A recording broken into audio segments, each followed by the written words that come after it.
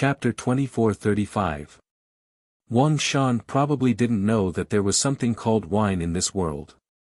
When they arrived at the small courtyard, Ning Shu saw many people loitering around before he entered. Some sharp-eyed people saw them. "They're here. There are 5 of them. Not one of them is missing." Ning Shu looked at these cultivators with high cultivation bases.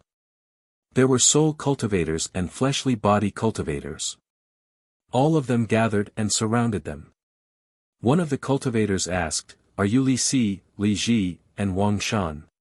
The people of the Li family didn't know the names of Ning Shu and Liren. The arrest warrant said that the 2 of them were wearing red clothes and looked similar. It was completely correct. Wang Shan blew his nose and asked in a hoarse voice, "I am. What's the matter?" Wang Shan was obviously a rookie in the pugilistic world. He didn't feel that the other party was aggressive and the atmosphere was not right. "That's you. You are wanted by the Li family. If you obediently surrender, we won't harm your lives," one of the cultivators said in a deep voice. Well, they were wanted. Ning Shu asked, "Who from the Li family wants us?" The Li family patriarch was dead.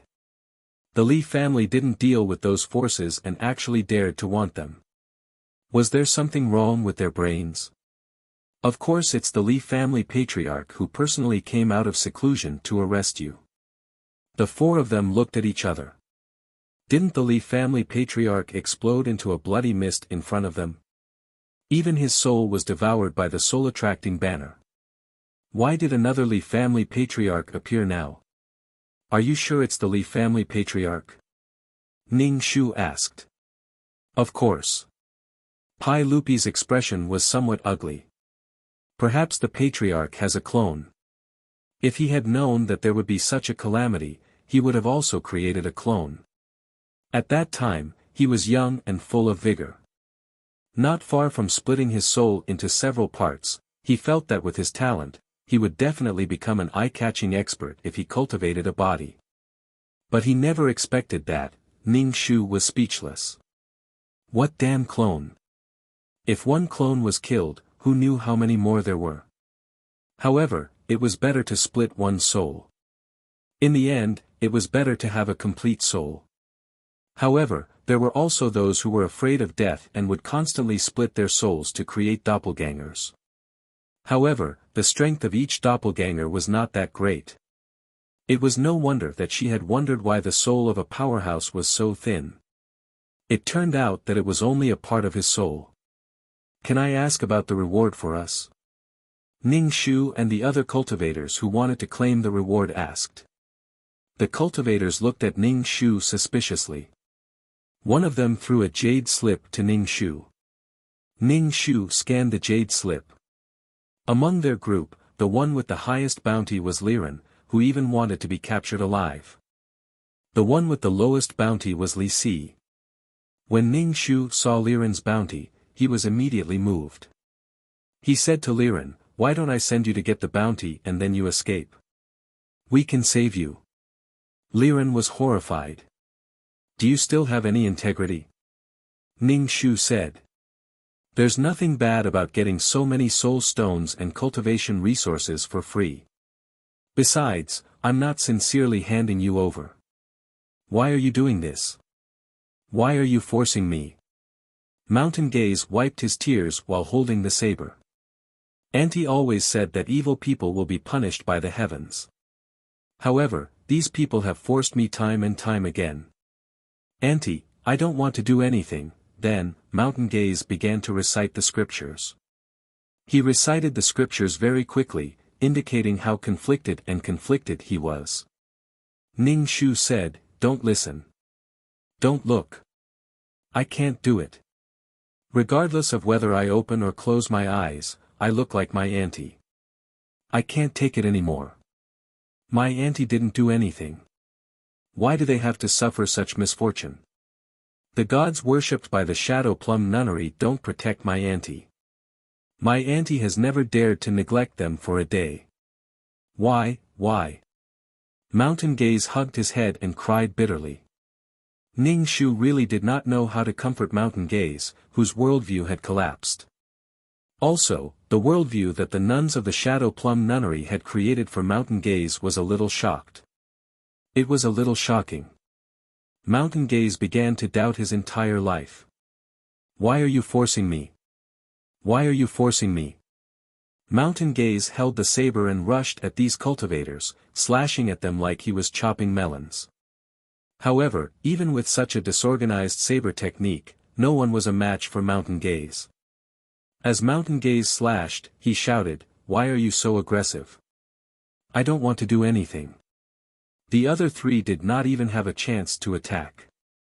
Mountain Gaze had yet to recover from the blow of the Shadow Plum Nunnery's death overnight. Now, the other party was endless. Mountain Gaze vented his pain on killing. However, the three onlookers did not have the awareness of using death to persuade Mountain Gaze to stop. They watched as he chopped one person after another, muttering to himself, "Don't force me to make a move," or chanting scriptures. The cultivators who had come for the bounty were either killed or seriously injured. When they were about to escape, they were chased by Mountain Gaze and captured. "Why are you forcing me to do something? Auntie said that I can't do anything." There was not a single person around who was not terrified. Ning Shu frowned tightly. The nun did not want him to do anything. Could it be that Mountain Gaze was a straightforward person? It was obvious that he had suffered a blow and could not change his mood. Ning Shu floated to Mountain Gaze's side and said, "Enough. Stop." Mountain Gaze turned his head and stared at Ning Shu with his scarlet eyes. The pupils in his red eyes could no longer be seen. It was really blood red. It seemed that he had really lost his mind. Ning Shu slashed the back of his neck with his saber, but Mountain Gaze did not react. He did not have any intention of fainting. This was a little awkward. "Enough." Ning Shu snatched the saber from his hand. "I'm your auntie. Look at me." Mountain Gaze seemed to wake up for a moment.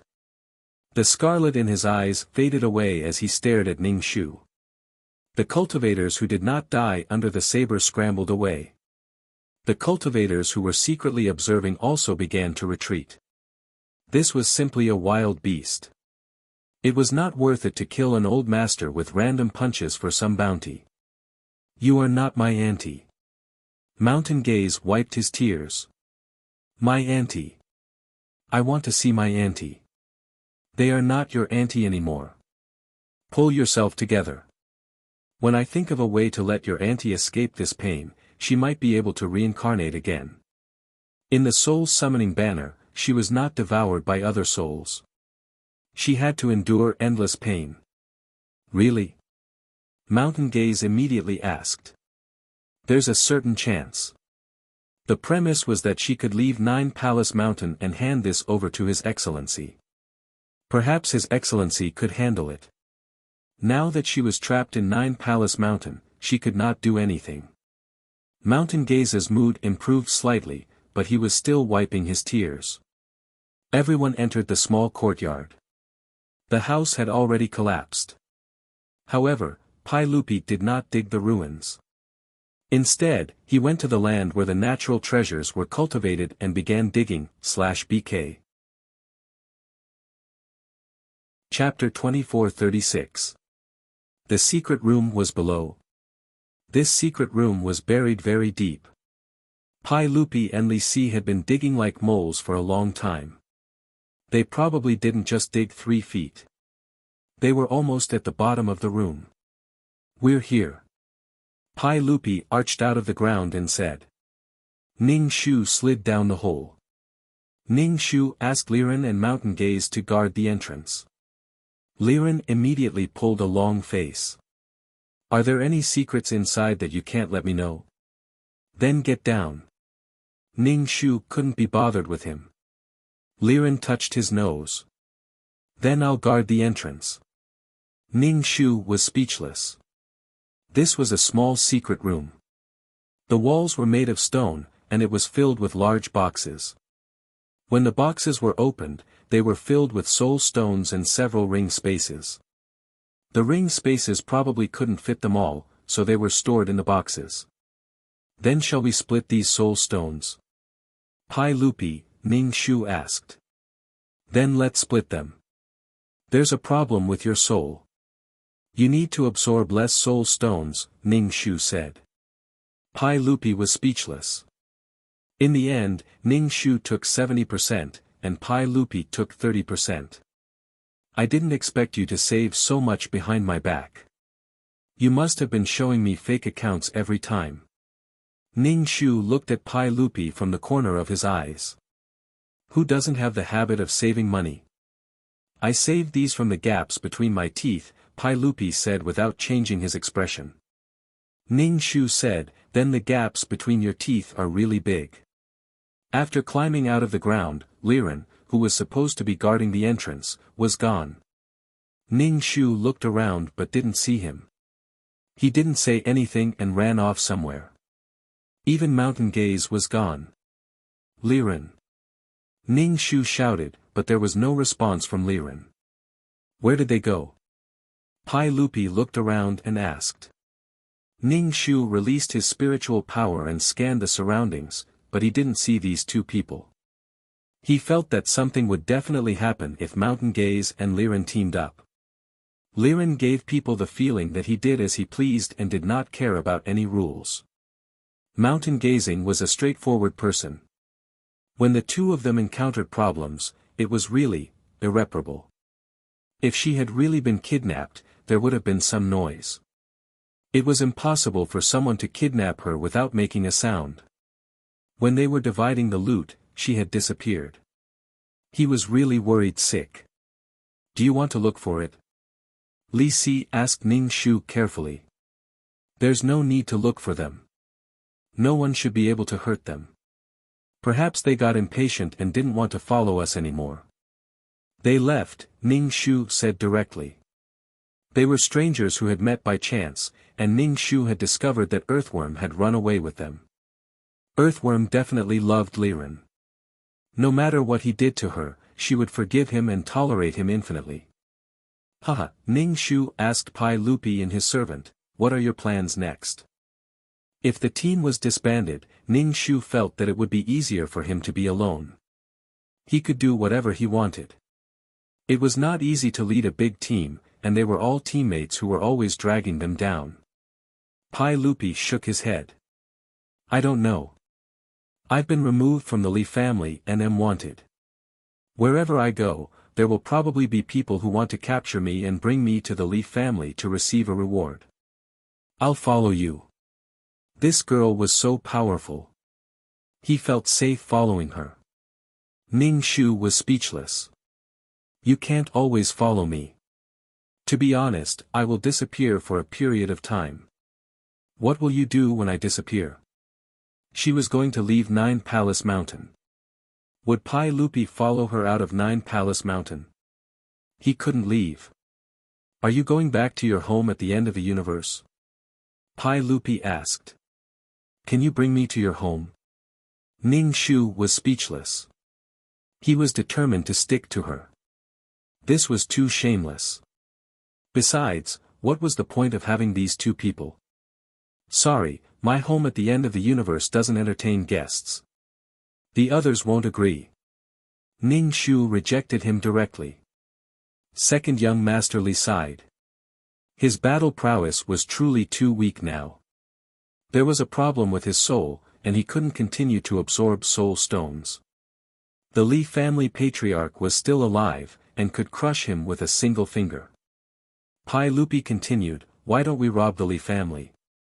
Instead of being wanted, we might as well take the initiative to kill the Li family patriarch. Ning Shu looked at him from the corner of his eyes. That's your family's ancestor. What ancestor? I've never seen him. I've only heard of him. He's like a stranger. I don't feel anything. Besides, he has already removed my name from the Li family. I'm no longer a member of the Li family. Pai Lupi didn't care at all. Ning Shu thought for a moment. I have more important things to do. To mine.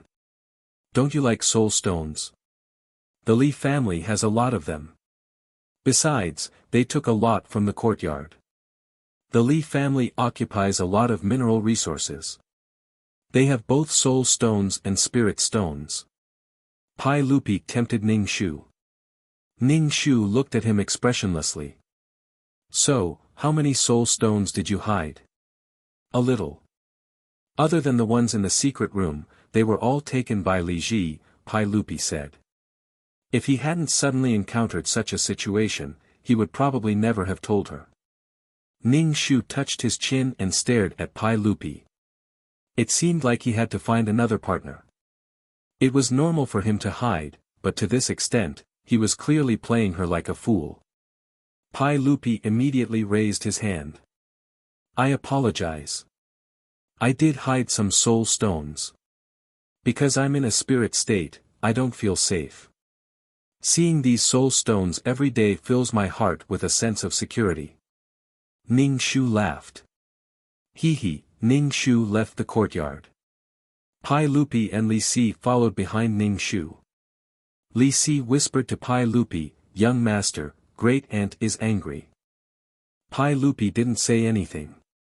As soon as they left the courtyard, they saw two men standing there. One was Liren, and the other was Wang Shan, who was blowing his nose. Liren looked at Ning Shu in despair. I'm gone, but you're not worried. You didn't even look for me. Aren't you worried that I'll be captured by the Li family's patriarch to bleed me for alchemy? Ning Shu said. Can you be any more pretentious? He ran away from home for no reason to test other people's feelings. What kind of trash did Liren accept? Everyone was an independent individual. They had to bear everything by themselves. The people they met in life were all passers-by. Even if they were husband and wife, they could die first and leave you alone. Ning Shu really didn't care if Liren left or stayed. He had his own life. Liren was speechless. Fuck, this woman didn't follow the rules. Liren restrained the despair on his face and pulled a long face. He was very unhappy. Ning Shu looked at Wang Shan, who said in a muffled voice, he dragged me away. What the fuck, everyone had gathered again. Ning Shu had always wanted to act alone. Why did he have to bring these people, especially when the 5 of them were wanted criminals? 2 of them were wearing menstrual-colored clothes and swaggering through the streets, /BK. Chapter 2437. With the previous example, Liren also gave up on disappearing. It was useless to make Ning Shu anxious. Thus, Liren pulled a long face along the way, feeling very unhappy. During this time, Ning Shu kept trying to see if a black hole could appear to leave this place, but it was impossible. After a while, Ning Shu felt a bit irritated. They had been in the 9-Palace Mountain for so long, who knew what had happened outside? Time passed quickly outside, and by the time she went out, the world might have changed. Was the organization still around? Ning Shu originally wanted to go mining, but along the way, there were many small tails tailing them. They were probably cultivators who wanted to capture them for a reward. When they appeared in the town, there were wanted posters all over the streets, pointing at the 4 of them. Ning Shu picked up the wanted posters on the ground, saying that they had stolen the Li family's peerless treasure. It was a heaven and earth treasure fruit that could transform. There was also a soul worm.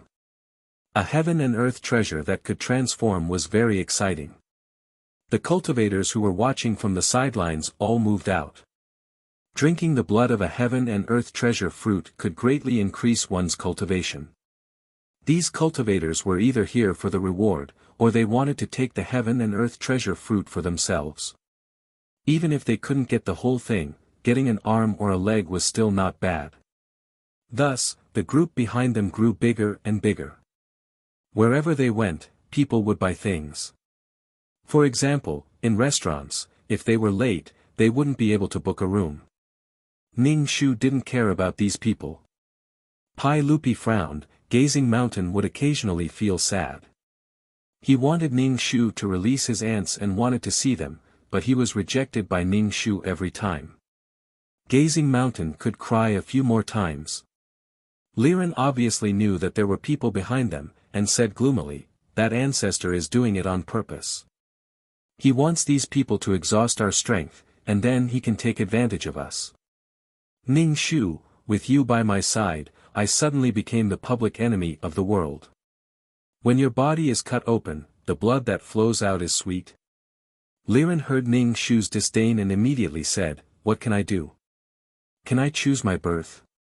Do you think I want to be a fruit that can be eaten at any time?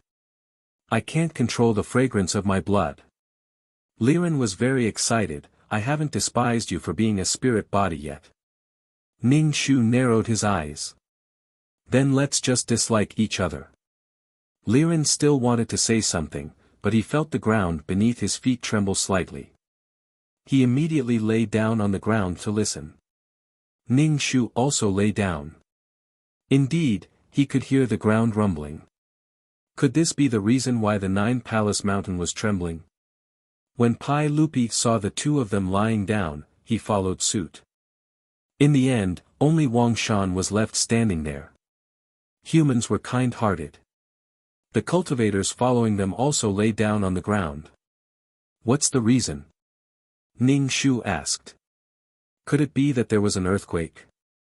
The earthworm burrowed into the ground and came out after a while. "It's the movement from the land of lightning punishment." The earthworm said, "It's the land of lightning punishment." "You can hear that?" Pai Lupi was surprised.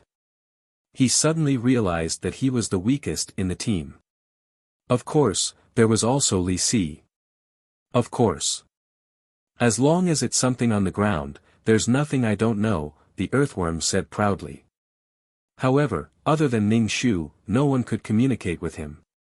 When Ning Shu heard that it was the land of lightning punishment, he was immediately interested.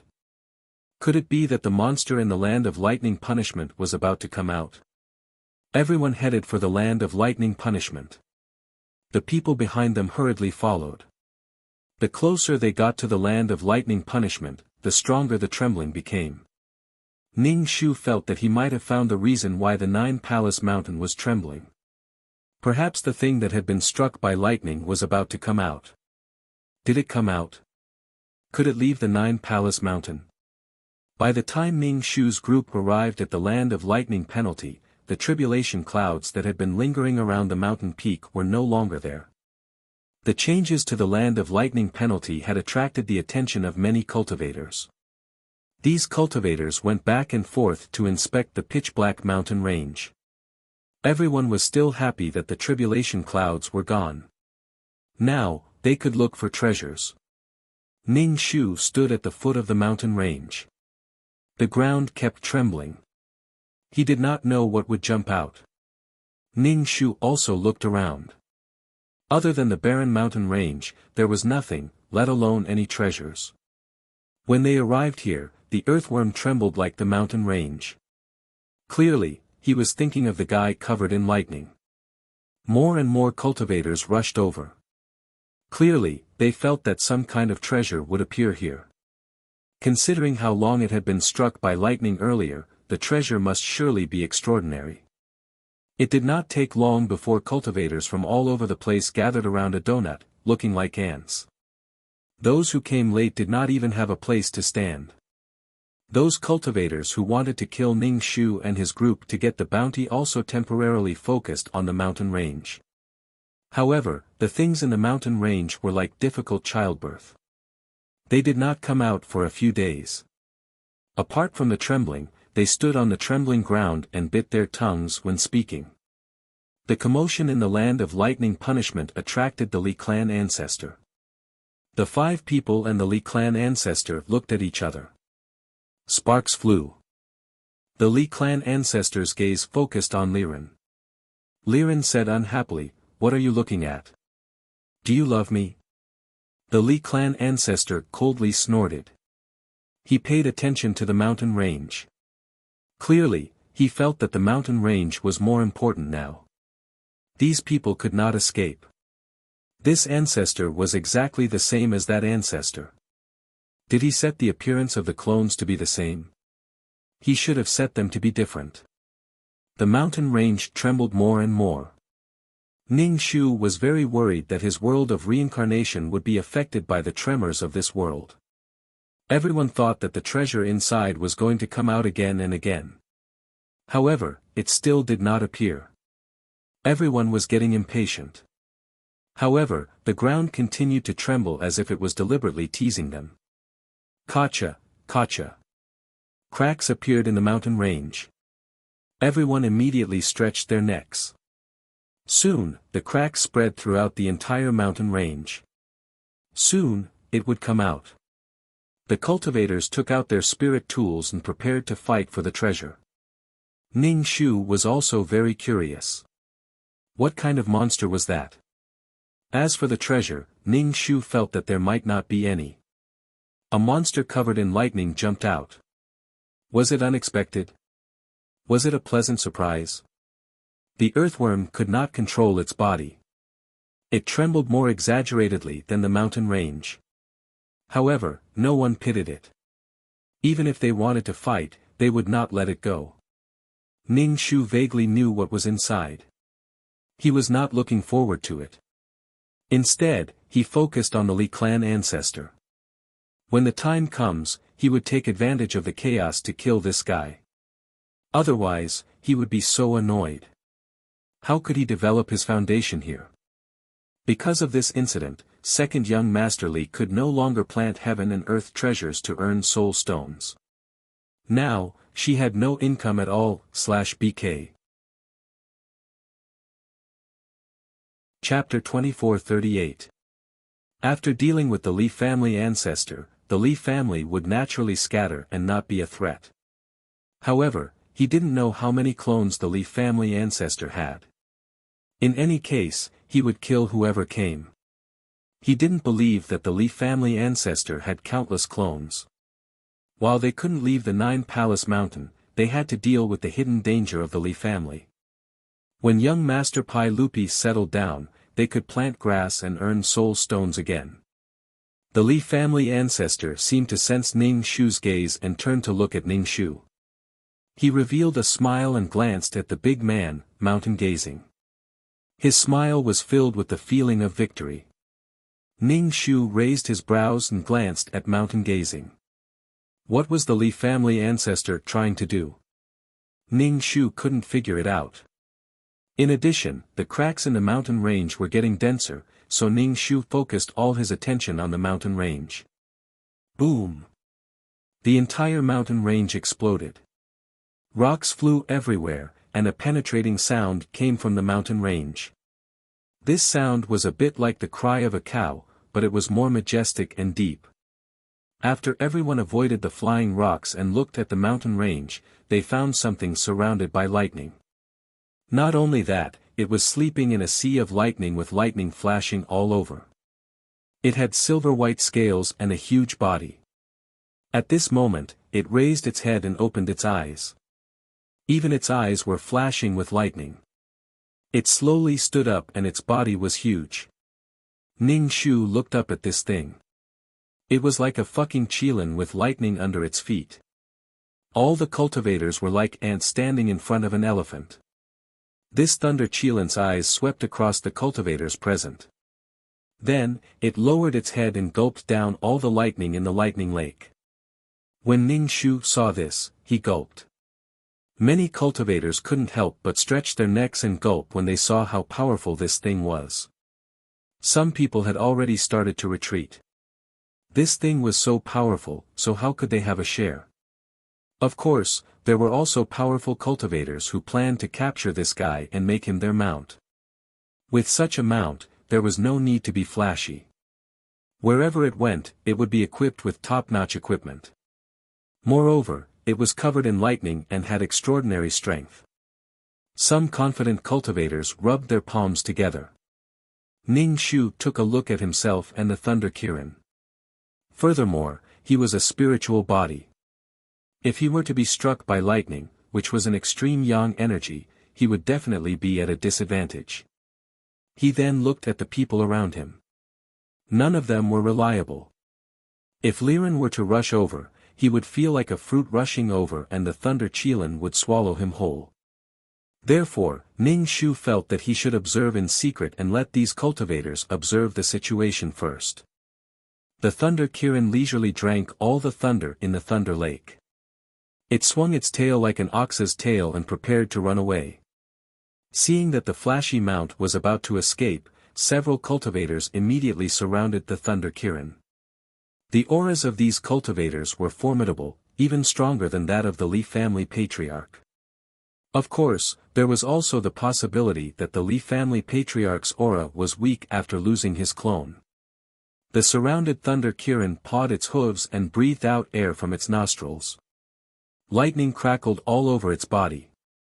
Although these people were powerful, Ning Shu felt that it would be very difficult to win this battle. The difference in size was like heaven and earth.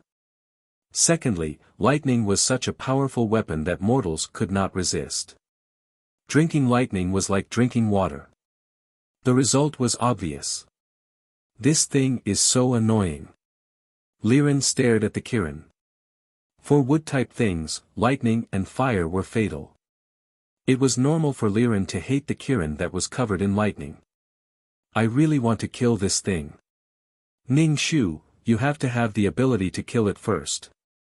Now that the thunder Kirin was out, would the world of Nine Palace Mountain tremble? Could she go out? Ning Shu tried to summon the black hole, but it did not appear. How long was she going to be locked up for? She still wanted to go out. She felt that the world was going to be chaotic. There was a walking treasure, Liren, and now there was a Kirin covered in lightning. How did such an invincible existence with no natural enemies come into existence? Ning Shu was very depressed.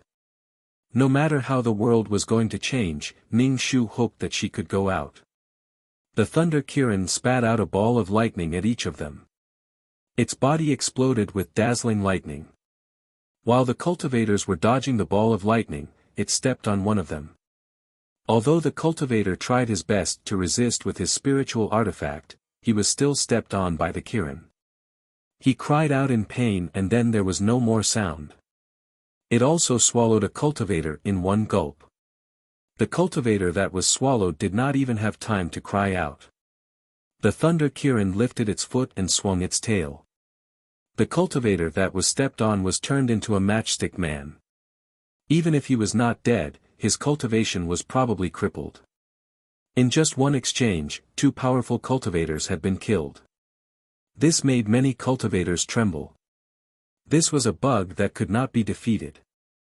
How could such a powerful thing be born in the first level? Many powerful cultivators went back to the second level or even higher.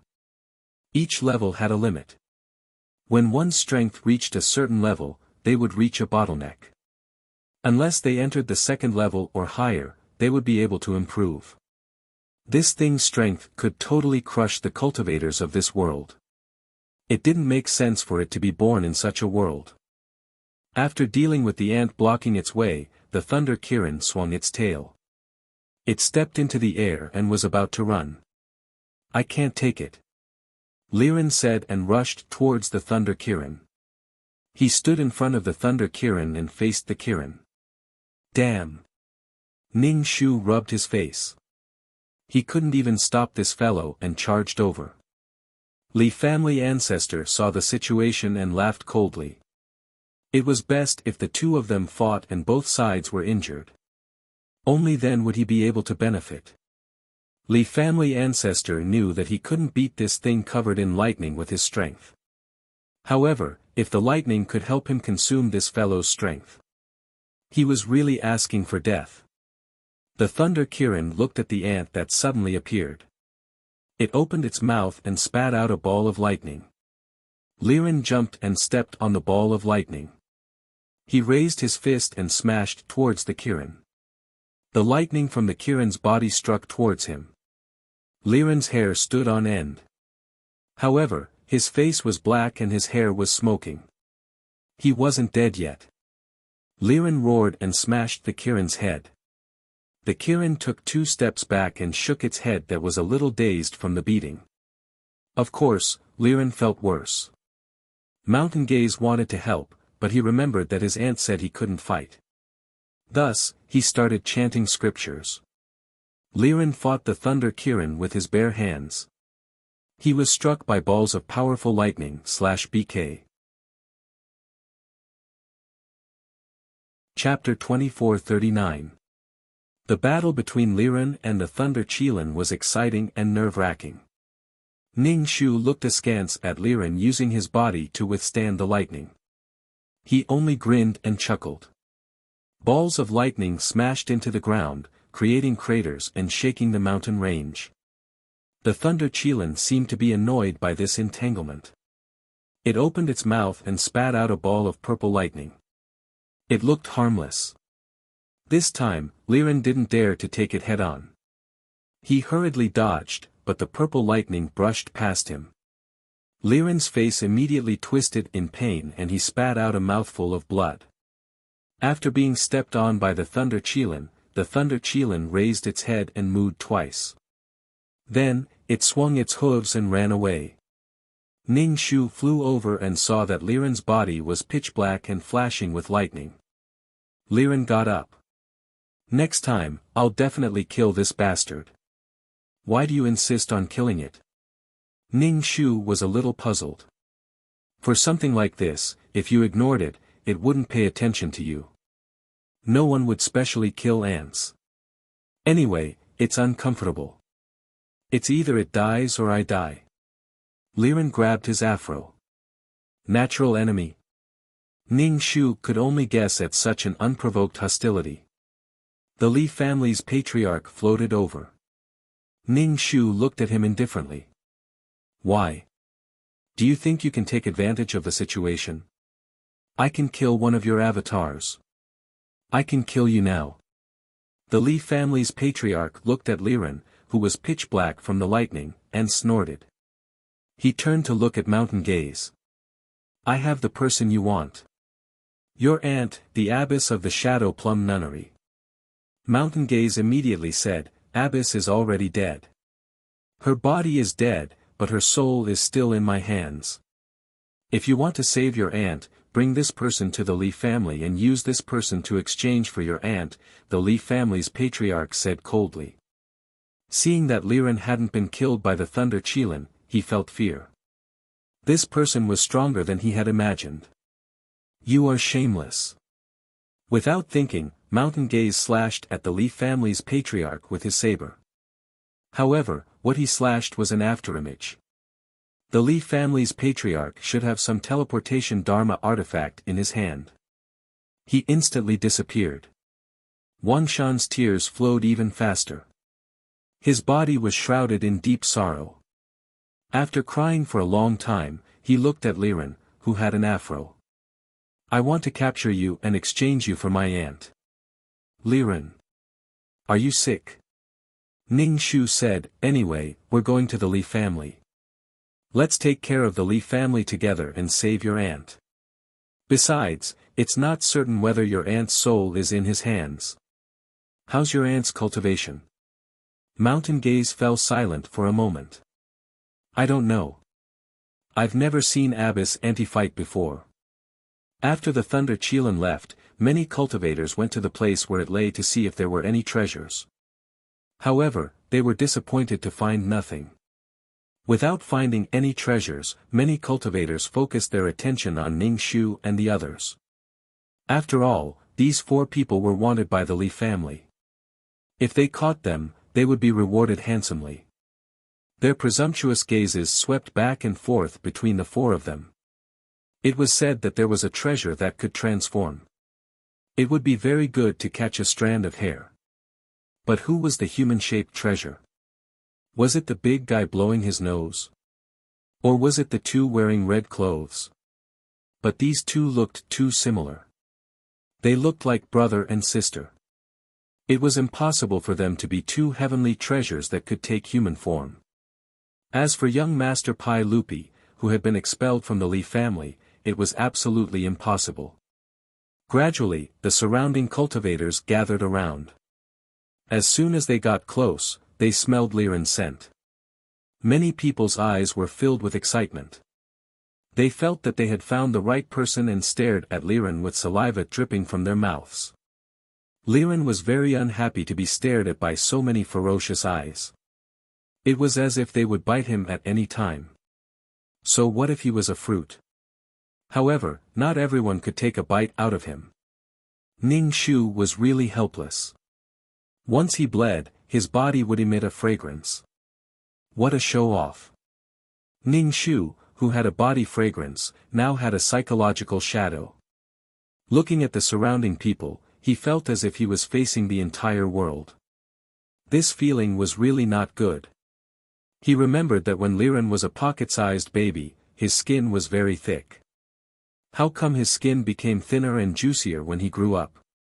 Sure enough, he was a fruit. Ning Shu pointed his finger and a large amount of water rushed out. Then, he snapped his fingers and the water instantly froze. These people instantly turned into ice sculptures. Their expressions also froze. They looked very lifelike.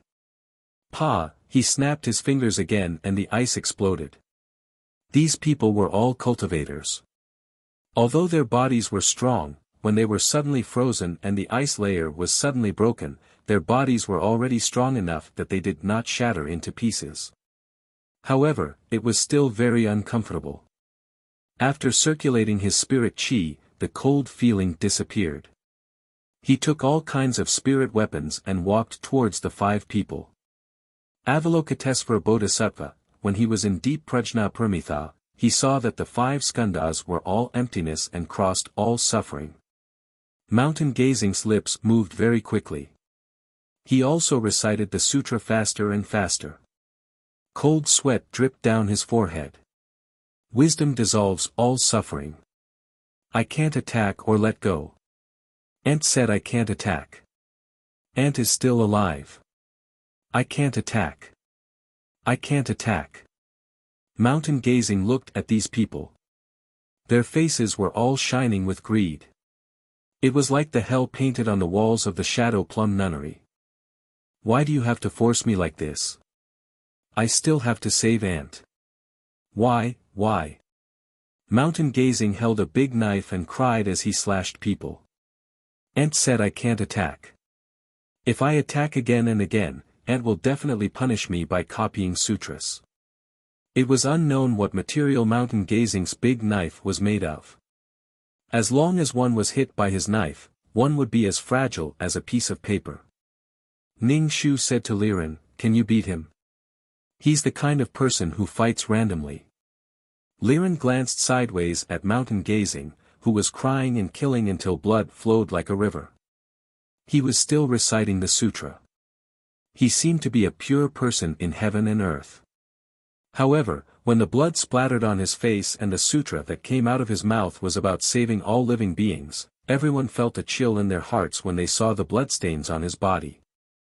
The cultivators who were killed by Mountain Gazing had all turned into soul bodies. They had no choice but to abandon their bodies and run away. Such people were purely crazy. Mountain Gazing's eyes were red from killing. He grabbed one and killed desperately, causing the surrounding cultivators to scatter like birds and beasts. However, there were also powerful cultivators who floated in the air and stared at Mountain Gazing. This person has a seal.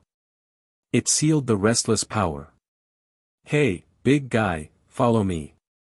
I'll help you develop the power in your body, an expert took the lead and said to Mountain Gazing. Mountain Gazing ignored him. He chanted the sutra and kept killing people. Tears fell down his face. This was the boy who loved to cry the most that Ning Shu had ever seen. The sealed power was because Mountain Gazing only had a little strength now. If the seal was broken, how powerful would he be? /BK Chapter 2440. Why did he seal Mountain Gazing's power? Unfortunately, all the nuns in the shadowy Plum Convent were dead. The souls in the soul-attracting banner had lost their intelligence, so he couldn't ask anything. Auntie. Without a target, Mountain Gaze looked at Liren with red eyes. I want to capture you and exchange you with Auntie. Liren's originally dark face turned even darker. I don't want to fight with this silly guy. Ning Shu stretched out a vine and tied Mountain Gaze up. He punched his face. Wake up. Go find your auntie now. Mountain Gaze was still struggling with all his might. Ning Shu chanted the heart-calming incantation softly to calm him down. After chanting for a while, Mountain Gaze's emotions stabilized a little. Tears streamed down his face. I feel terrible. Everything here is like hell. The world is different from what Auntie said. Why did Auntie encounter such things? Why? Why? How could Ning Shu explain so many reasons to Mountain Gaze? Follow me. I'll teach you how to deal with people and how to control your strength, an expert walked over and said. Only my auntie can teach me. No one else is qualified to teach me. My auntie said that my body has strength and it will even attract the covetous eyes of others, Mountain Gaze said directly. The expert had condescended to take in a disciple, but he had been rejected so directly. He was asking for a rebuff, but he didn't want to lose his grace. He even asked Mountain Gaze to look for him somewhere in the Mo Kingdom. Ning Shu loosened the vines that bound him. The nuns didn't let Mountain Gaze attack because they were afraid that he would kill without reason. Therefore, the nuns chose to sacrifice themselves for the entire world. He got a bucket of water and drenched Liren from head to toe. Finally, the black paint on his body was washed away. The 5 of them headed for the Li family. Ning Shu asked Pai Lupi, does the Li family have a lot of soul stones? I think so. After all, they have accumulated it over the years. The Li family had gone from a nameless family to a hegemon of a region. Of course, there were situations where they had seized resources by force. Without resources, they would not have been able to develop. Ning Shu decided that this time, he would turn the entire Li clan upside down. This thorn in the Li clan had to be removed. The previously ruined Li residence was now almost restored to its original state. However, there were some things that could not be restored. Those were the steps made of soul stones that had been pried away by Ning Shu. The steps were completely unsightly. He's finally here. Didn't I tell you to catch him? The Li family patriarch seemed to have waited for a long time. When he saw that Mountain Gaze didn't do as he said and tied Liren up, his face immediately sank. It seems that you don't want to save your aunt. Hey, bastard, you keep talking about her aunt. Why don't you let her out for a look? Liren's eyes were filled with killing intent. If it wasn't for this bastard, his identity wouldn't have been known by the world. In the future, wherever he went, he would have to face all kinds of greedy eyes. Alright, since you want to see her, I'll let her out. The Li family patriarch took out a gourd spiritual weapon and opened the lid. A soul that was chained up appeared. This woman was wearing a Taoist robe and was chained up by the soul-binding chains. She looked like she was in pain. Abyss Aunt. Mountain Gaze rushed over hurriedly. He was sent flying by the Li family patriarch's attack and fell to the ground. Mountain Gaze clutched his chest and rushed over again. Mountain Gaze. When the abbess saw Mountain Gaze, she didn't know if she was too anxious or in pain. She shouted at her with a ferocious face, Mountain Gaze, don't worry about me. Hurry up and leave. Before she could finish her sentence, the soul-binding chains that bound her immediately tightened. They entered her soul, causing her to be in extreme pain. Can you let go of my aunt? I'll recite the scriptures and pray for you. My aunt has never hurt you. Please let her go. Mountain Gaze saw the abbess's pained expression and his tears flowed down. I can release your aunt, but you have to capture the man in red now. Use this to tie him up and then we'll exchange. The Li family's patriarch took out a golden rope and threw it to Mountain Gazing. Liren said, if you want to eat me, you have to see if you have the life to do so. Mountain Gaze picked up the rope with difficulty and was about to tie up Liren when the abbess shouted, Mountain Gaze, stop. You can't implicate an innocent person because of me. Abyss Ant, I want to save you.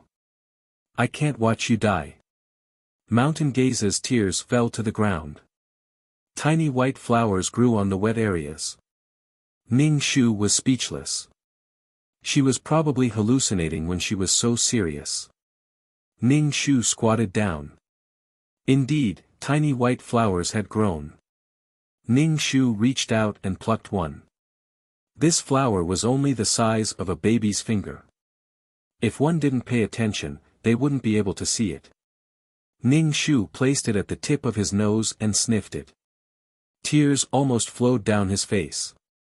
An uncontrollable sadness emerged from his heart. It was as though he had developed empathy with Mountain Gaze. He couldn't understand the grief and despair in Mountain Gaze's heart. Ning Shu hurriedly threw away the flowers and seriously wondered if she should take on the tears of the Mountain Gaze and study it. When Liren saw that the idiot Mountain Gaze was really here to tie him up, he immediately said, "If you have the ability, why don't you beat him up? It would benefit others if they hurt each other." Ah! The soul-binding chain tightened again. The entire chain entered the abyss's soul. "Hurry up. Otherwise, your aunt will suffer even greater damage. Her soul will dissipate soon." Mountain Gaze. The abyss looked at Mountain Gaze with a benevolent gaze. Although she was in so much pain that her face was hideous, her eyes were calm and benevolent. "Don't use your strength. Live well, be safe and happy." Mountain Gaze cried uncontrollably. Her tears fell to the ground and tiny flowers bloomed.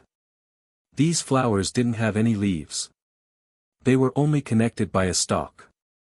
When Ning Shu heard the abyss speak in a tone as though she was saying her last words, he knew that she was about to sacrifice herself. Ning Shu sometimes felt that these nuns were really sick. They knew that their existence was unexpected to Mountain Gaze, but they still used such a method to provoke him. Perhaps it was for Mountain Gaze's own good, but they didn't seem to understand Mountain Gaze's pain and despair. Ning Shu raised his hand and prepared to use the water law. The Li family's patriarch immediately said, "I know what you want to do, but with a thought, this nun's soul will dissipate." "Are you sure you want to kill me?" Mountain Gaze begged Ning Shu. "No, she's my last aunt. You can't do that." Ning Shu looked at Mountain Gaze, who was crying like a dog. "Can you stop crying?" Mountain Gaze hurriedly wiped his tears. "I won't cry, but Aunt can't die. Her soul can't dissipate. Hurry up and tie him up and throw him over," the Li family's patriarch shouted at Mountain Gaze. /BK Chapter 2441. Damn retard. Liren used an invisible force to attack the Li family patriarch. The Li family patriarch was wearing a protective spiritual artifact. Although it blocked a portion of the force, the Li family patriarch still spat out a mouthful of blood. Ah! The soul-binding chain pressed down on the soul. The Li family patriarch said sinisterly, "With just a thought, her soul will be destroyed. I advise you to capture her. This nun has nothing to do with me. Killing her has nothing to do with me. Anyway, I must kill you today," Ning Shu said without a care. "You don't care, but someone does. Wang Shan, you can watch your aunt die. Kill these people and capture the red-clothed man alive. Then, I will let your aunt go. Wang Shan, you are a good kid." The abyss's voice was unclear. "Don't use your body's strength. It will cause an irreversible outcome. Live an ordinary life." "What are you doing?" The Li family patriarch's voice was filled with fear. Everyone saw the abyss's soul expand. It grew bigger and bigger before finally exploding with a boom. The abyss self-destructed her soul. The soul-binding chain broke into several pieces and fell to the ground. The force of the self-destruction caused the surrounding sand and rocks to fly.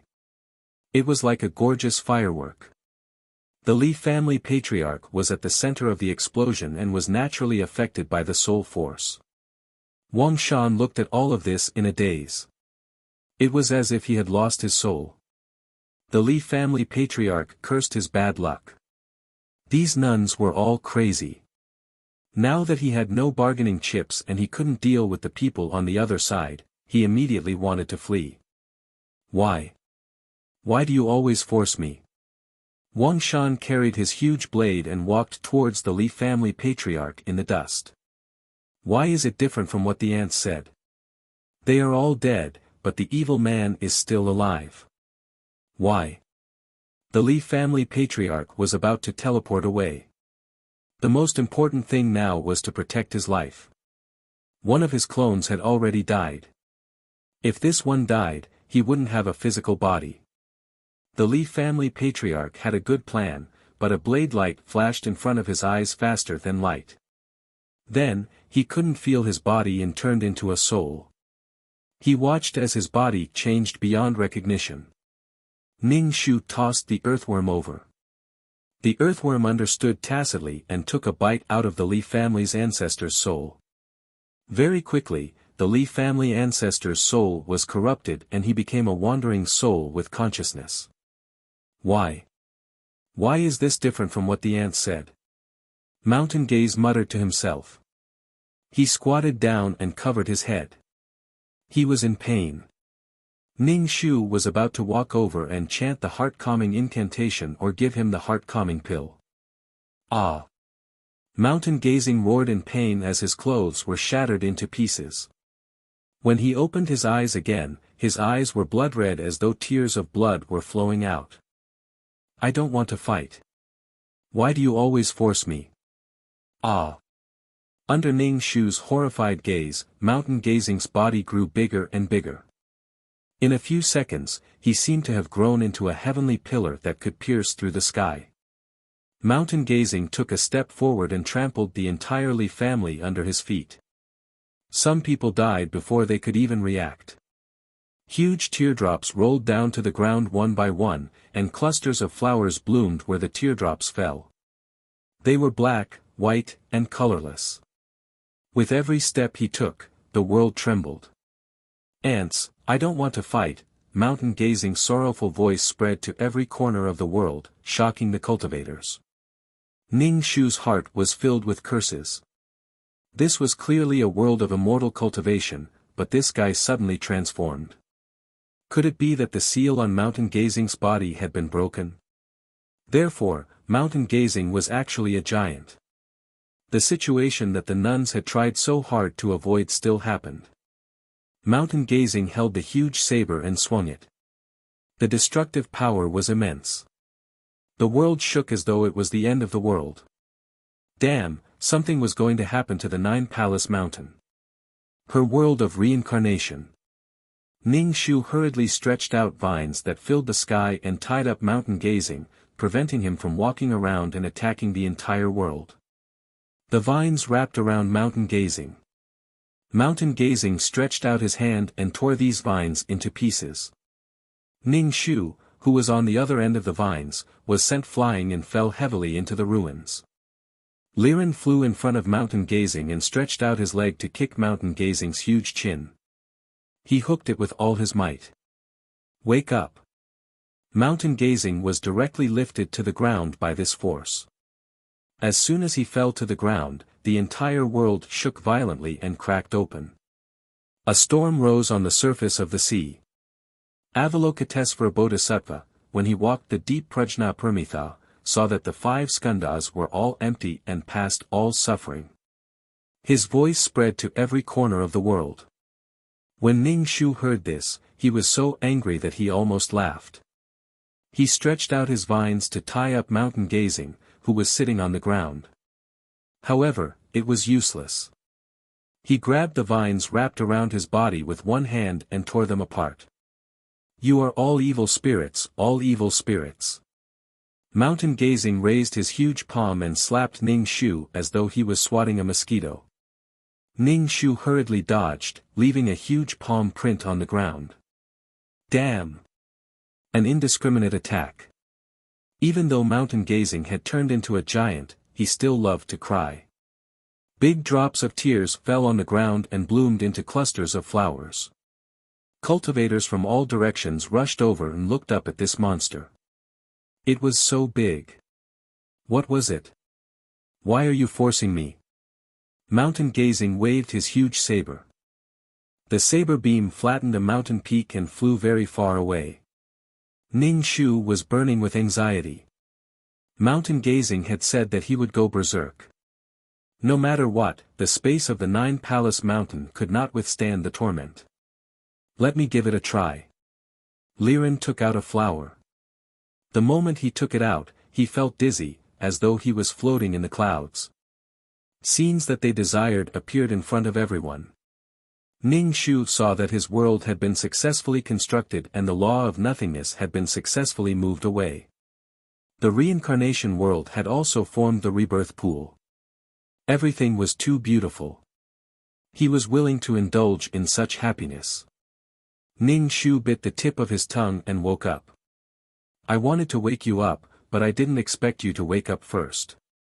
Liren asked, am I in the scene you desire? Ning Shu said, no. Liren pulled a long face. If I die, won't you remember me? No, who would remember a dead person? Ning Shu said. Liren was speechless. Fuck, this woman was heartless and cold-hearted. No matter what he did, he couldn't take her down. The more this happened, the more indignant he felt. Wasn't she despicable? What flower is this? Ning Shu asked. A murderous flower. Immerse yourself in beautiful illusions and die. Mountain gaze seemed to be immersed in this beautiful scene. Large drops of tears fell. Not long after, these tears gathered into a puddle. When one looked into the puddle formed by tears, one would see a clear reflection of one's shadow/BK. Chapter 2442. However, with the passage of time, the petals of this flower began to fall off and eventually withered. Without the hallucinatory effect of the killer flower, many cultivators realized that they were still reminiscing about the beautiful past. When they woke up, they realized that they had become souls. How did they die? Why did their souls leave their bodies? Auntie. Mountain Gaze woke up and ran far away with his saber. The entire world was about to be shattered by him. One could imagine how the entire 9-palace mountain was shaking. The reincarnation world where the 9-palace mountain was placed was definitely shaking non-stop. Her reincarnation world was only a sprout. How could it withstand such torment? Damn it! Who knew that the crybaby could transform? Moreover, he was a simple-minded person. Mountain Gaze ran in front. Ning Shu had no choice but to follow.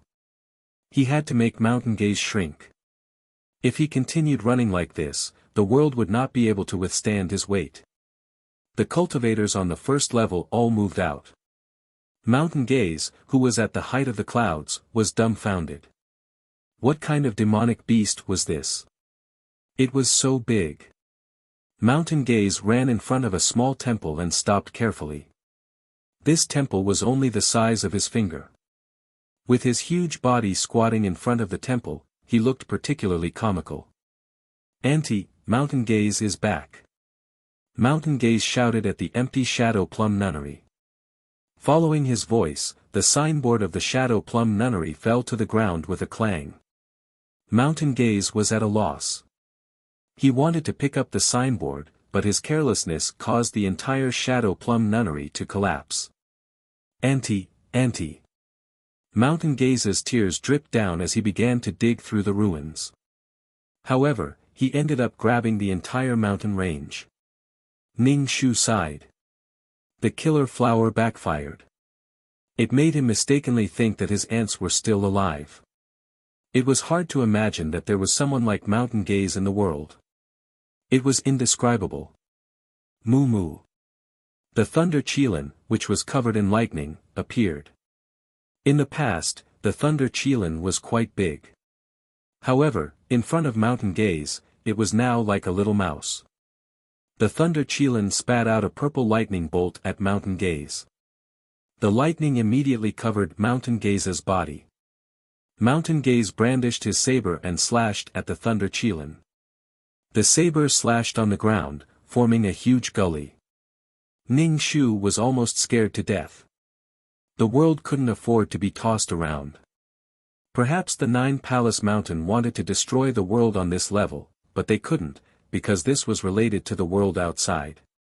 Thus, they all began to self-destruct. Ning Shu wanted to open the black hole and leave this place. She wanted to ask someone to help move Nine Palace Mountain out of the world of reincarnation, but she couldn't leave the black hole. Even after coming to this world, Nine Palace Mountain still had no intention of letting her go. Ning Shu could clearly hear the sounds of battle hitting the spatial walls. If the spatial walls of the Nine Palace Mountain were to break, it would affect the Nine Palace Mountain world outside. So why did this Kirin generator come out? Ning Shu's head was about to explode. He stretched out a thick vine with a deep metallic luster, wanting to tie up the two fighting Kirin and the giant. Qilin spat out a thunderbolt and turned these vines into ashes. Mountain Gazing cut the vines like a hemp knot with a sharp knife, cutting Ning Shu's vines into pieces. Ning Shu was speechless. Motherfucker. Mountain Gazing, I'm your aunt. Stop, don't attack. Ning Shu roared. Mountain Gazing turned its head mechanically, a sea of blood rolling in its scarlet eyes. Qilin brewed a huge purple thunderball. Once this thunderball was formed, the thunderbolts around Qilin's body dimmed a lot. Ning Shu looked at the purple thunderball floating in the air. He didn't need to think to know how much energy it contained. If it exploded, it would be unimaginable. He was furious. So the Nine Palace Mountain world created such a power to commit suicide? The purple thunderbolt floated towards Mountain Gazing. Ning Shu roared, "Move away, why are you looking at me? You're not my aunt." Mountain Gazing was blasted far away by the thunderbolt and landed far away. The entire world trembled violently, and there was a cracking sound like an eggshell cracking. Ning Shu's face turned pale. The sound just now was the world breaking. Liren curled the corners of his mouth. He looked at Qilin, whose body was covered in dim thunderbolts, and a sharp luster flashed across his eyes. Ning Shu hurriedly chased in the direction where Mountain Gazing had been blasted away. The closer he got to Mountain Gazing, the more he could feel a gloomy and cold aura. He didn't know where the wind came from. The plants that were blown by the wind started to wither. This feeling was very familiar. The aura of her world of reincarnation surged into Nine Palace Mountain. Mountain Gazing, who was blasted by the huge purple thunderbolt, smashed a huge hole in the world wall. The airflow of the world of reincarnation surged in, forming a whistling and terrifying wind. Ning Shu's head buzzed. Indeed, it was broken. The heavenly Tao of this world was destroying itself. Mountain Gazing was surrounded by thunderbolts as he lay on the ground. The blood on his body formed a sea of blood. Big drops of tears flowed out and flowed into the blood. I didn't want to attack. Why is the world different from what Aunt said? Why is it different? Black flowers bloomed on Mountain Gazing's body. They grew densely from his skin and flesh. Mountain Gazing. Ning Shu floated to the tip of his nose. His nose was like a small hill. What's wrong with you? I don't know. I want to see ants. Mountain Gazing's body started to slowly turn into soil. Flowers arched out of the soil. They were fragrant flowers and black flowers that grew out of his body. How could a human's body turn into soil? She had clearly stepped on the tip of Mountain Gazing's nose, but in the end, she stepped on soil. Mountain Gazing died just like that. The huge hole was still whistling with a gloomy and cold aura. Soon, this aura spread throughout the entire world. All the plants started to wither, and the entire world became gloomy. Some cultivators who still had their bodies felt especially uncomfortable. Some people's bodies started to rot slowly, and large patches of livor mortis appeared. Ning Shu was stunned for a moment. She looked around at the dark world. There was no more sunlight. Could this world? Could it be that Nine Palace Mountain wanted to make this level's world into a reincarnation world and connect it to the outside reincarnation world? Ning Shu was a little horrified. The problem was that the outside reincarnation world was not mature. Even if it was connected, the problem could not be solved without the reincarnation pool. The reincarnation pool was an important tool in a reincarnation world. Ning Shu guessed that it could be because the souls in Nine Palace Mountain were getting more and more poisonous. Soul stones were originally formed without purification. If cultivators in the soul state wanted to cultivate, they would absorb impure soul power or soul origin, resulting in the accumulation of toxins. Then, heaven and earth would absorb more poisonous souls to form soul stones. Then, the soul stones would become more poisonous. It was a vicious cycle. /BK Chapter 2443. Therefore, Ning Shu suspected that the Nine Palace Mountain had opened the first level of the world to the outside world and brought in the aura of the world of reincarnation, turning this world where people and souls coexisted into the world of reincarnation. Who allowed them to do this without her permission? Even if they wanted to form a symbiotic relationship, they should at least inform her. Ning Shu was more worried about whether it would affect her world of reincarnation. With such a big hole, who would be responsible for these souls wandering into her world of reincarnation? The Nine Palace Mountain. He really knew how to have fun. The mountain gaze looked more like a doll prop made of mud. It had been given a little life and completed its mission. It had successfully created a new world. Its body had become the earth, its face had grown into flowers, and its blood and tears had become a lake. Then what was the purpose of Liren and the Thunder Kirin? She didn't believe that the heavenly Tao gave birth to these three for fun. Ning Shu chuckled in her heart. Previously, she found it strange that she could enter the Nine Palace Mountain. In the mission world, there was no way to enter the Nine Palace Mountain. However, after the Nine Palace Mountain entered the world of reincarnation, she could suddenly enter. It even sucked her in. She could come and go as she pleased. It felt great to dig for ores. No matter what she did, there seemed to be an invisible eye staring at her from the sky. Ning Shu looked at the black flowers growing by her feet. She bent down and plucked one. She looked at Liren and asked, "What is your mission?"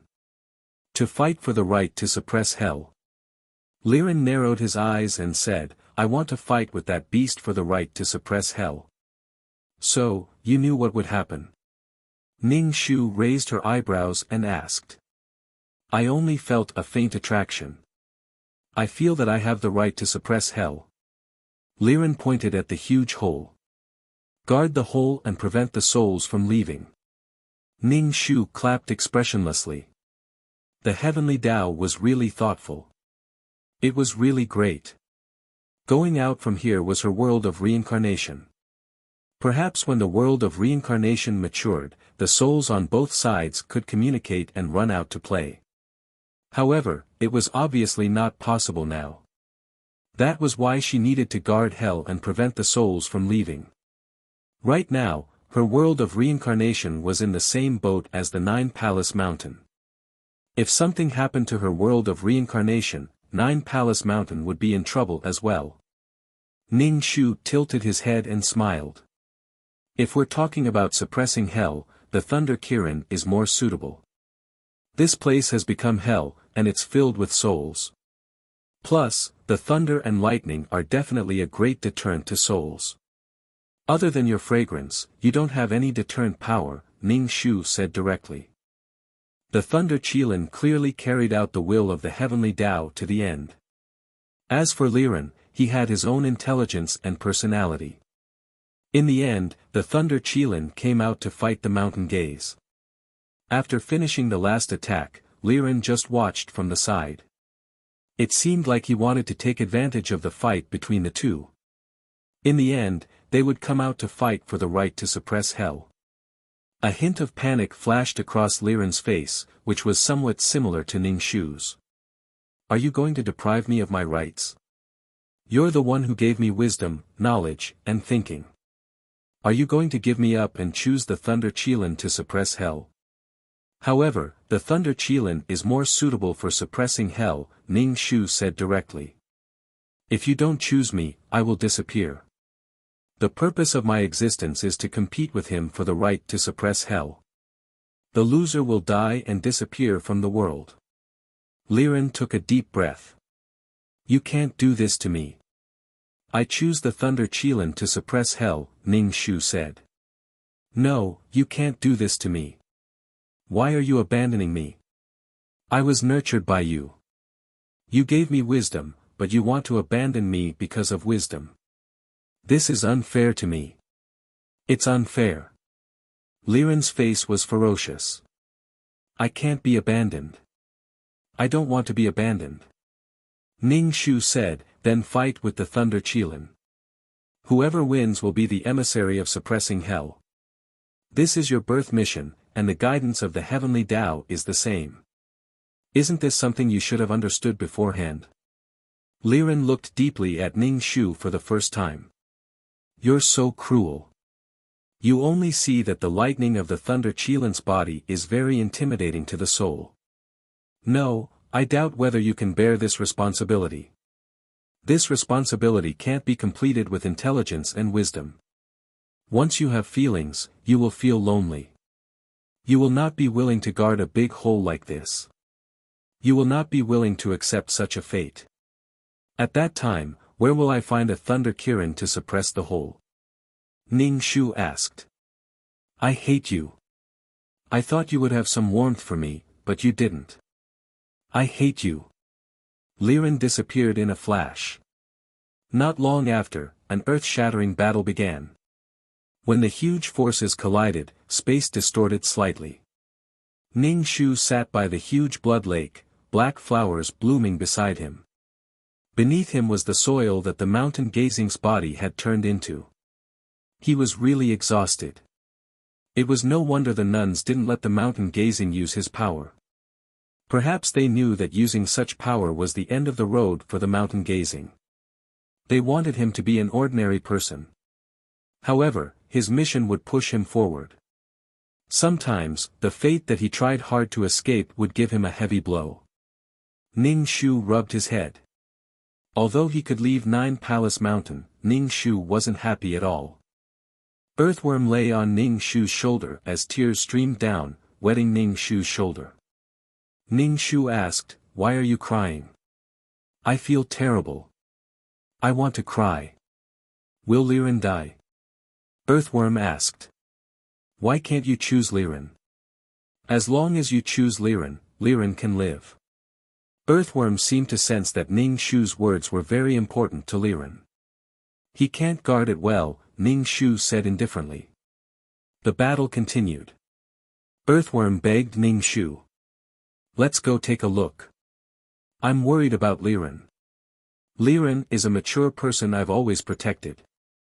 Ning Shu stood up and floated over. The battle was very intense. The lightning on the Thunder Qilin's body was very dim. Clearly, it had expended a lot of its lightning powers. Liren was covered in blood as the air rippled with a sweet smell. Liren looked at Ning Shu and grinned. Then, he collided with the Thunder Qilin. The huge force sent both parties flying.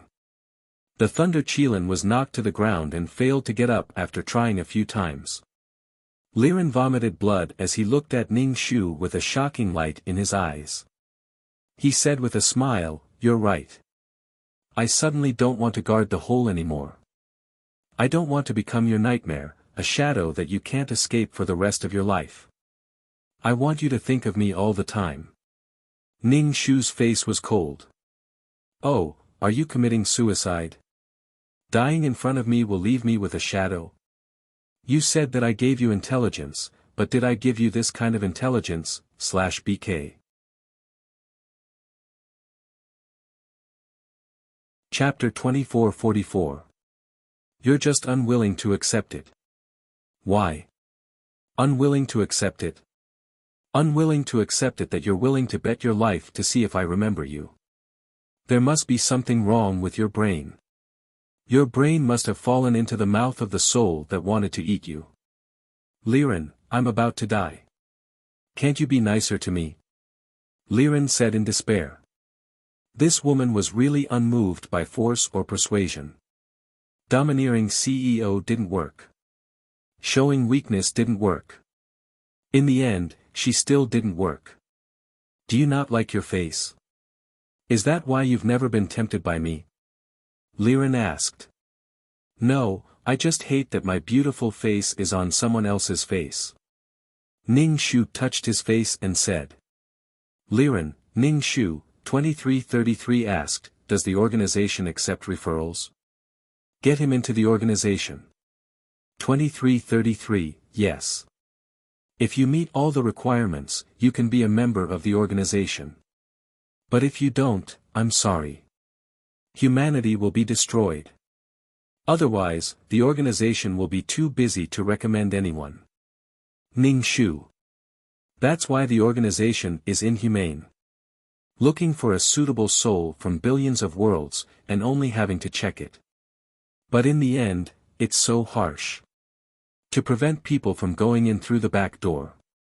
2333 said. Ning Shu stared at Liren and sneered. He walked in front of him and stabbed a vine into his heart. Liren looked at Ning Shu in disbelief. He looked down at his chest. A vine as thick as a wrist had pierced through his body. Ning Shu patted his face. Are you surprised? Are you surprised? Didn't you want to die?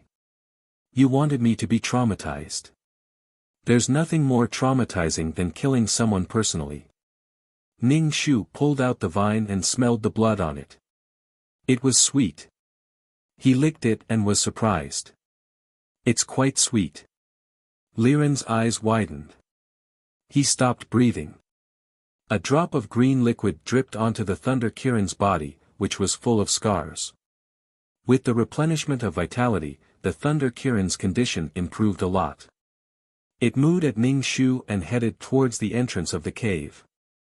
After Liren died, his soul floated out of his body and came face to face with Ning Shu.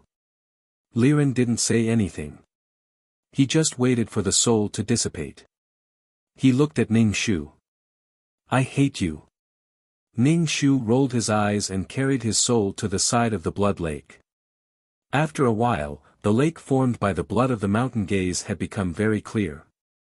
The blue sky and white clouds were reflected in the lake, but there was no blue sky or white clouds above his head. A huge surprise welled up in Ning Shu's heart. This could be the rebirth pool. Could it really be the rebirth pool? Come here. Ning Shu waved at Pai Lupi. Pai Lupi had a blank look on his face. Clearly, he was confused by the series of events. Young master, Auntie is calling you. Li Si nudged him. Pai Lupi walked over to Ning Shu with a numb expression. Ning Shu crouched down and scooped some water from the lake and poured it on Pai Lupi's body. The moment the water touched Pai Lupi's body, it began to sizzle. What's this? Pai Lupi jumped up in fright. The black smoke is dissipating. It looks like it's really the rebirth pool. Ning Shu stroked his chin and stared at the lake. This rebirth pool was quite big. The rebirth pool in the deformed Samsara world on the Nine Palace Mountain was much bigger. The rebirth pool's size meant that it could accommodate more souls. Ning Shu took out the soul-attracting banner and said to the rebirth pool, Mountain Gaze, your ants are all here. I hope you can purify them well and give them a chance to reincarnate. A breeze blew past the rebirth pool, stirring up the pool water. Ning Shu released the souls in the soul-attracting banner. Perhaps these souls knew that this would relieve them of the pain, so they surged towards the rebirth pool. Finally, they saw the rebirth pool purify all the souls. Some souls with weak souls or even without intelligence could reincarnate. However, they could only be worms that lived day and night. These souls should be sent to the Nine Palace Mountain world, but how could they connect to other worlds? It probably needed to be perfected. Heh, don't tell me you want to throw me in. Liren, who was in his soul state, said. You want to kill me and throw me in? Ning Shu ignored him and said to Pai Lupi, this is the rebirth pool. If you jump in, you can reincarnate and be reborn as a human. Furthermore, only this can wash away the poison and memories in your soul. Pai Lupi was a little hesitant. He wanted to reincarnate, but he couldn't bear to leave his current life. Young Master. Li Si looked at Young Master. Now that the Li family was gone, he and Young Master relied on each other. However, he knew that Young Master was very dissatisfied with his current state, especially when he often suffered from qi deviation. After Ning Shu said this, the one who made the decision was Pai Lupi. Then, he grabbed Liren's soul and tapped on the black hole before walking in and disappearing. Pai Lupi looked at the disappearing black hole and sighed. He wasn't willing to reincarnate. Reincarnation meant that he had to start everything from scratch. Furthermore, his fate was unknown. Pai Lupi wanted to leave this place with that girl. Ning Shu and Liren left Jiugong Mountain. Looking at the familiar world of reincarnation, Ning Shu let out a sigh of relief. She looked around Jiugong Mountain and found that there was indeed a hole in Jiugong Mountain. The next time she entered Jiugong Mountain, she could enter through this hole. Liren looked at the vast world of black sand and was a little confused. He asked Ning Shu, where are you taking me? Ning Shu didn't say anything and brought Liren back to the system space. Looking at the familiar place, Ning Shu almost thought that he wouldn't be able to go back. What is this? Liren asked. Ning Shu said to 2333, scan him and see if he passes. If he passes, send him over. If he doesn't, I'll push him back to the rebirth pool. 2333, what rebirth pool? Take a look at him first. Ning Shu sat on the sofa. Liren smirked, did I enter your room? I heard that a man entering a woman's room has a special meaning. Liren said. Is this your son? 2333 was shocked. Ning Shu, the data is qualified. You can send it to the main system to match. 2333 said. Ning Shu waved his hand, send him over. Who are you talking to? Liren looked left and right. Since you don't want to guard the hole, then do something more interesting. Do it well. If you don't do it well, you'll die. Liren wanted to say something, but he was sent away. He was dumbfounded. The rebirth pool you mentioned. Did the rebirth pool form in the world of reincarnation? 2333 asked after sending Liren away. Ning Shu poured the pure soul origin liquid on the table onto the peerless martial art as she explained the ins and outs of the matter, /BK. Chapter 2445. What's up with that mountain gaze? Ning Shu asked. Mountain gaze was the most puzzled. 2333 thought for a moment. The world is so big. I think that mountain gaze should be the purest person in the world. He was chosen to become the rebirth pool early on. It was really Pangu's creation. The purest person in the world. If that was the purest person in the world, Ning Shu did not want to be such a child. It was too bitter. Crying, beating people, and chanting scriptures. Actually, this is quite good. The two worlds have a symbiotic relationship. Moreover, the rebirth pool will extract a portion of the soul power. This soul power will be used to nourish your reincarnation world. This new reincarnation world does not have a carrier. It also does not have the conditions to form the reincarnation world. It uses your world as a carrier to form the rebirth pool. The power of the rebirth pool benefits your world. That was good. With the soul power provided by the rebirth pool, the reincarnation world would not run out of food. Even if it was hungry, it would be left hanging. There would not be any problems. I think the Nine Palace Mountain world has a big problem. That's why they did this. 2333 said casually. The plane saved itself. In that case, she was the one who benefited. Actually, she did not benefit. Who knew how this would affect the reincarnation world? The reincarnation world was too weak now. It was not suitable for the rebirth pool to be born. She felt that she had matured too early. However, the Nine Palace Mountain could not hold on anymore. If it was before, she could move it. But now that the reincarnation world and the Nine Palace Mountain were one, she did not know what would happen if she forcefully moved it away. This was the Nine Palace Mountain's own decision. She was kept in the dark. She even knew about a transformed kid. Did they think that by locking her in, it meant that she had agreed? She only wanted to say, damn it. Also, would she be able to enter the second level of the world to mine? She did not know if the passage to the second level was still there. Ning Shu was a little tired. He prepared to go to Wood City to sleep. Then, he would go to the consultation room to find the silver-haired man. He thought about spending some money to order the silver-haired man around. As long as he entered the consultation room, he would come no matter how far away he was. This feeling was great. I have the money. I want the best service. Upon reaching Wood City, Ning Shu's law of wood imprint started to absorb the green dots in the air. The water droplet rolled back and forth on the leaf. Ning Shu wanted to scoop the water droplet off, but he couldn't. He suddenly had an obsessive-compulsive disorder and wanted to scoop it off. Ning Shu arrived at the silver-haired man's consultation room. There were consultation rooms everywhere, but he had never received any taxes. Ning Shu's heart was filled with resentment. After waiting in the chair for a while, Ning Shu played with his hand and the water droplets on the leaves. When the silver-haired man came out and saw Ning Shu, he was very calm. What do you want to know? The silver-haired man asked. Ning Shu, I have something to ask His Excellency, can you summon him for me? He really wanted to get the contact information of these big shots. Otherwise, he would come looking for the silver-haired man every time. Did something happen in the world of reincarnation? The silver-haired man asked. Yes, there's a problem. I need him to come over and take a look. Ning Shu nodded. The silver-haired man helped to inform him.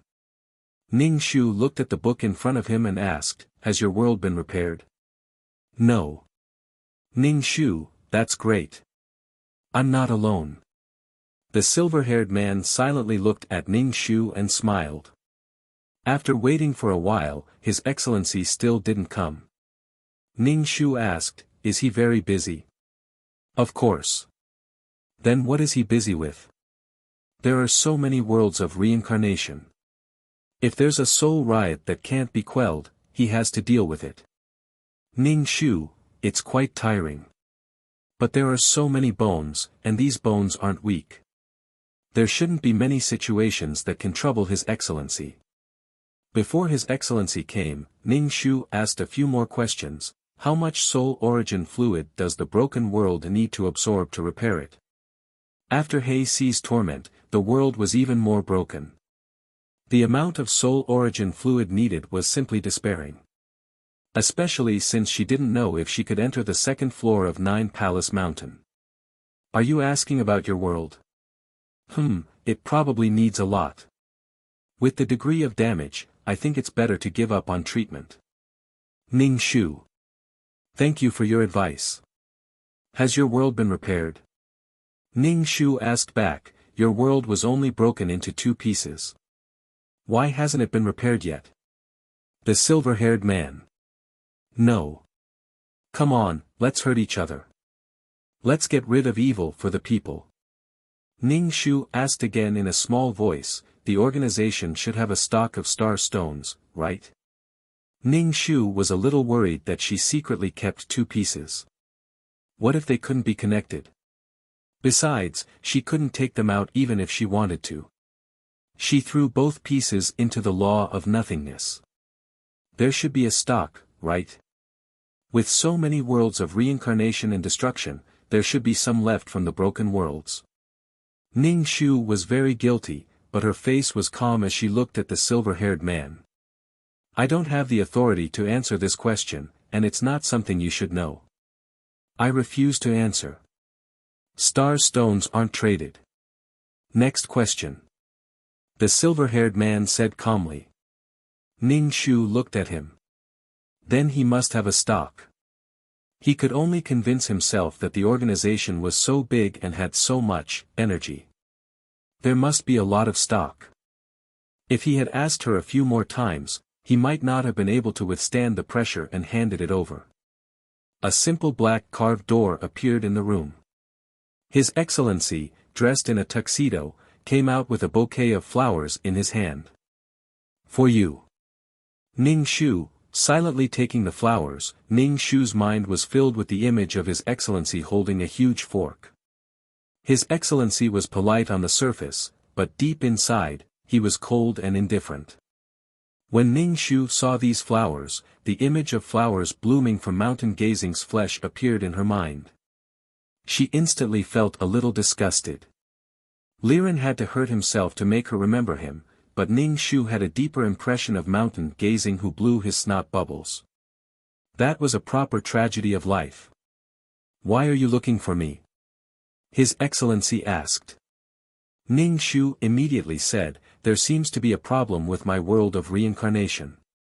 Please help me take a look. His Excellency nodded slightly. Sure. Ning Shu opened the black hole and entered the world of reincarnation. Then he came to the pool of reincarnation. His Excellency touched his chin with his pale fingers and stared at the flowers on the shore of the pool of reincarnation. You said that these flowers grew from the body. Ning Shu. Yes. You can do that. Next time, try to see what flowers grow from the body look like. His Excellency said. Ning Shu, could the focus not be so strange? Was His Excellency going to use corpses as fertilizer? He would never accept His Excellency's flowers in the future. Is there any effect now that the pool of reincarnation has appeared? Ning Shu asked /BK. Chapter 2446. It's alright, at least it has grown roots, like duckweed.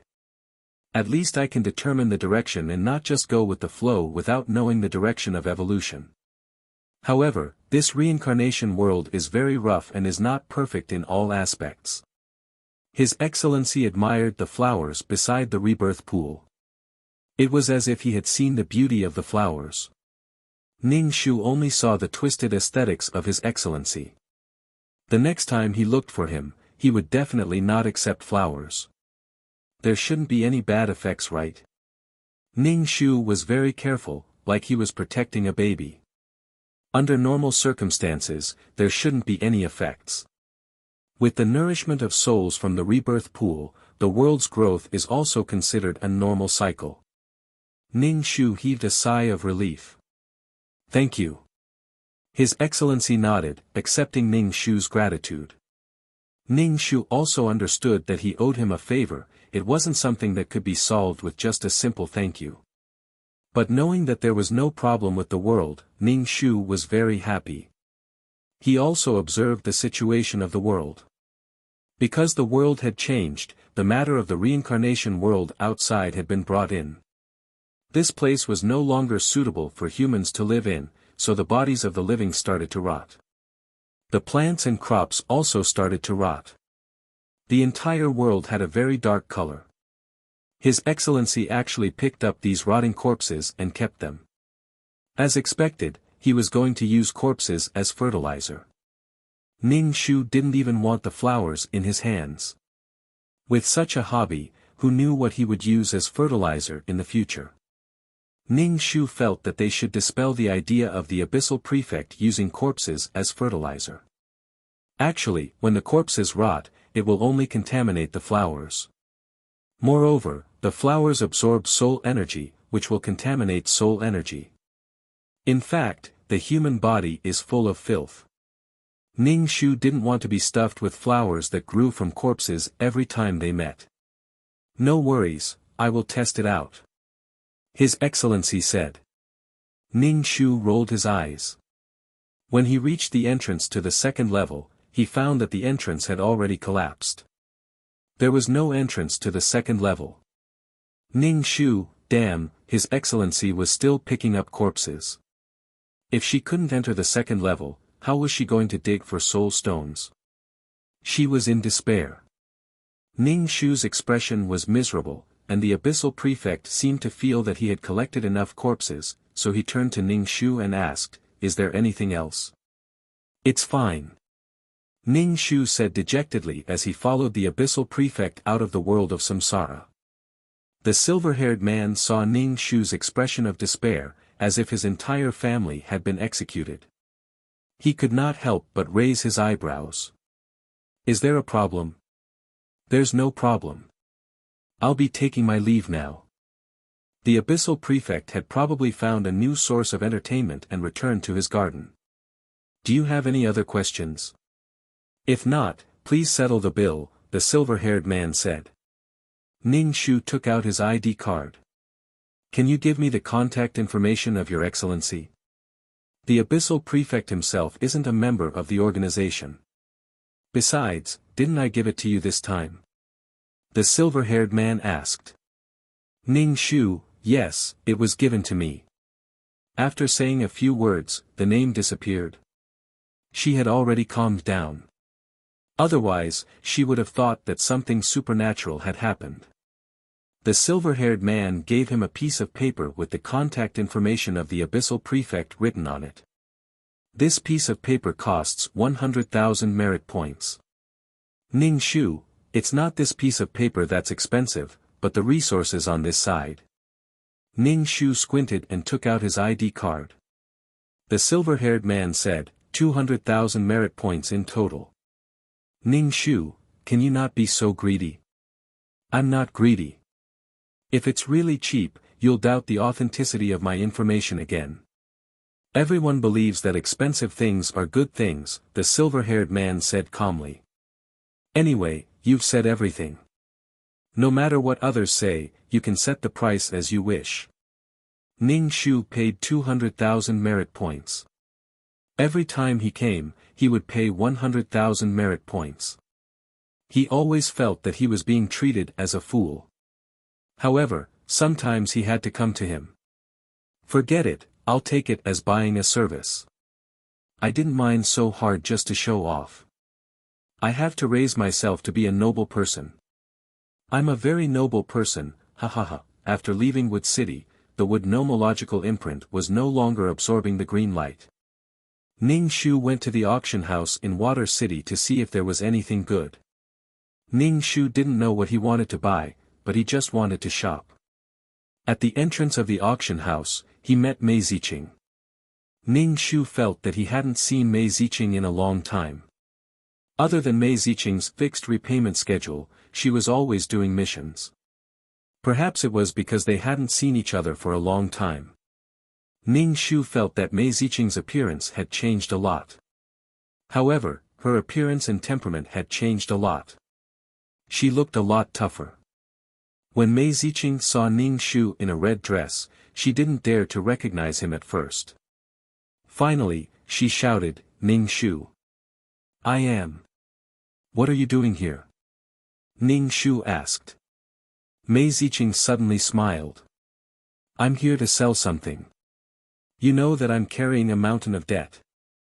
I'm selling something to make some money to repay my debts." "What are these things?" Ning Shu and Mei Ziqing entered the auction house together. "I found them during missions.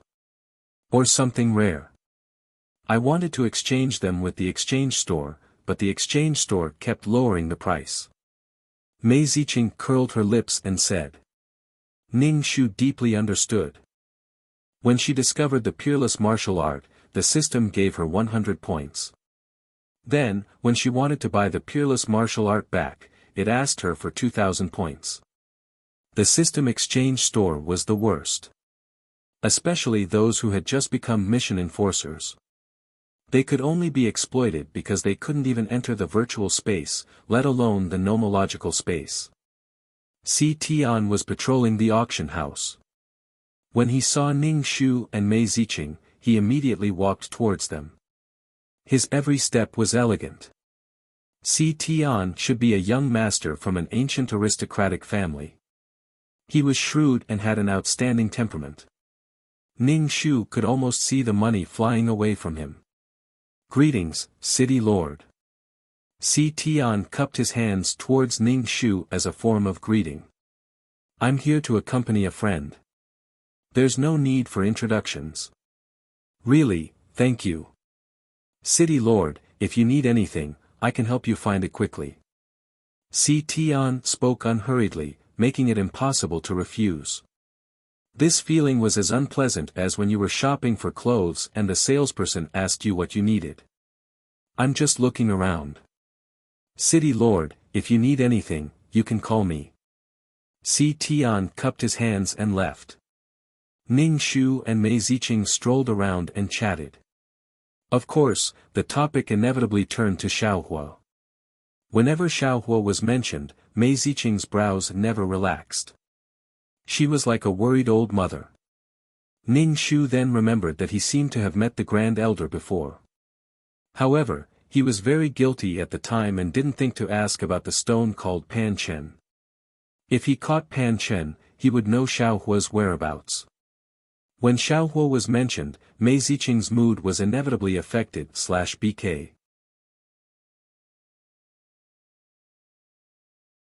Chapter 2447. The people around her were too innocent. She couldn't help but worry constantly. Xiaohua's IQ was that of a child's. Mei Ziqing couldn't be blamed for being worried. Ning Shu felt that Liren was her son. Now that he was doing missions, she wondered if he had hands and what kind of system he was equipped with. Forget it, she didn't want to think about it. She had already given him a rich and colorful path. It didn't matter if he hated her. She wouldn't meet his hatred in the future. Even if she did, it didn't matter. Ning Shu didn't think that Liren couldn't handle some simple missions. The two women shopped and bought a lot of things.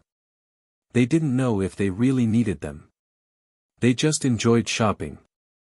After leaving the auction house, they went to a restaurant for a meal. However, it was Ning Shu's treat.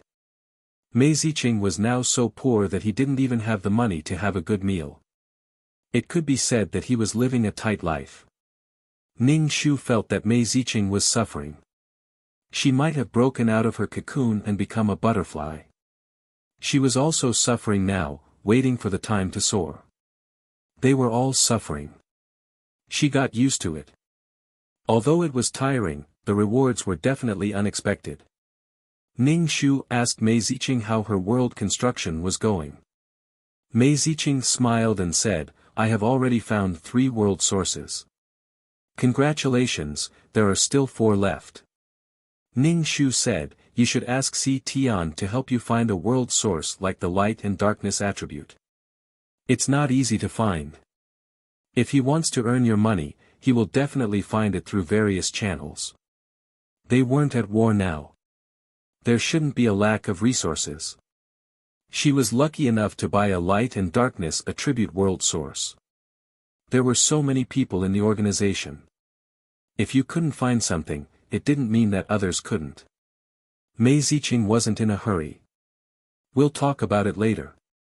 At most, we can do more missions and find world sources. If you find one in the future, sell it to me first. We can discuss the price." "Okay." Ning Shu felt melancholy. The passageway to the second level of the 9-Palace Mountain had been destroyed, and she could no longer enter the second level. She was extremely upset, so she ordered a table full of dishes and stuffed them into her stomach. She was extremely satisfied.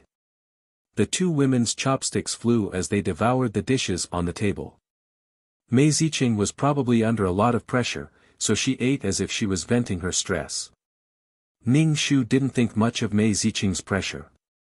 As long as there was money, it was fine. However, her pressure was the real deal. Every social class had its own pressure. Ning Shu burped and paid the bill. Mei Ziqing looked at the time and felt that it was time for him to go and complete his mission. After bidding farewell to Ning Shu, he hurriedly returned to the system space. Ning Shu opened the black hole and appeared in the world of samsara. He went straight in through the hole in the Nine Palace Mountain. The Thunder Kirin was lying beside the hole. When it heard the movement, it immediately raised its head and looked at the hole. When it saw Ning Shu, it lowered its head and closed its eyes. The Thunder Kirin was indeed an existence that could better guard the hole and fulfill the will of the heavenly Tao. If it was Liren, he wouldn't really guard the hole obediently. By the time he came back, some souls would have already passed through the hole and entered the world of samsara. The Thunder Kirin's body was crackling with lightning. When Ning Shu saw it, he instinctively wanted to avoid it. He didn't want to come into contact with the lightning. Along the way, he went to the rebirth pool. The black flowers beside the rebirth pool emitted a mesmerizing fragrance. Under the breeze, the fragrance spread far and wide, attracting souls to the rebirth pool. This fragrance seemed to be able to evoke a strong sense of happiness in the depths of the soul. Some souls with weak souls or unclear minds were lured into the rebirth pool and reincarnated. There were also some souls who, after careful consideration or for other reasons, chose to jump in. The rebirth pool was such a beautiful thing. It should be the only place in this gloomy world of samsara that was filled with color and light. It was more like a moth trap in the dark night. You could be it. Not long after, Ning Shu realized that there were more souls in this world. Could it be that the souls from the other levels of the Nine Palace Mountain were all sent here? With the world of samsara, the Nine Palace Mountain would no longer produce soul stones. Without soul stones, how could she mine? She loved mining. Ning Shu went to find Pai Lupi. He went to the small courtyard from before. The small courtyard had been rebuilt. Furthermore, the current world couldn't grow treasures anymore. Another source of income was cut off. Ning Shu was heartbroken. He knocked on the door. Li Si opened the door. When he opened the door, a zombie-like face was revealed. Li Si's face was filled with pustules. His face was swollen and there was a smell of rotting flesh. Ning Shu was speechless. It's Grand Aunt. Li Si's words were unclear. He seemed to be tongue-tied. It's time to give up your body. It will rot sooner or later. Ning Shu said. Now, the bodies of those who were alive in the world of samsara would start to fester on a large scale. When the body died, they would no longer be able to carry out life activities. Then, they would become souls. It's okay. Li Si didn't want to leave his body. Ning Shu let him be. Pai Lupi stood at the door. His body was emitting black gas. Ning Shu immediately stopped. Are you still absorbing soul stones? The black gas increased again. If this continued, even the calm aura wouldn't be able to suppress it. Pai Lupi wouldn't want to break a broken jar, right? I'm absorbing. Pai Lupi said. Ning Shu frowned. Didn't I say that you should stop absorbing soul stones? If you want to get rid of the poison in your soul, you can only jump into the pool of life.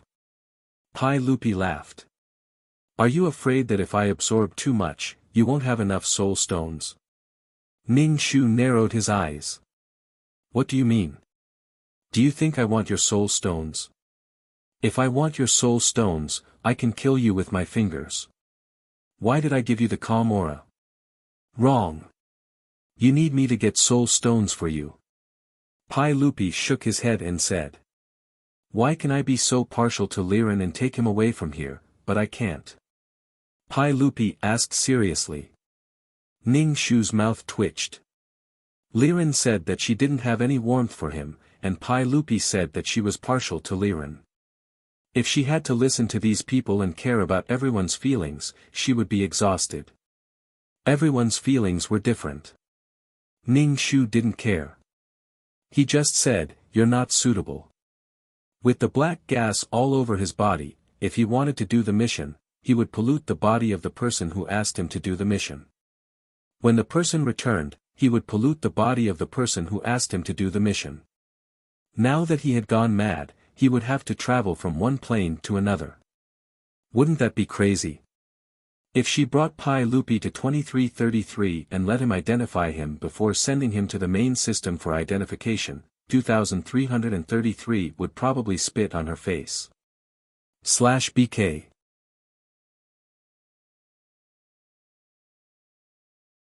Chapter 2448. Don't think that being a mission enforcer is an easy job. If you're not careful, you'll be obliterated. Why am I not suitable? Pai Lupi asked.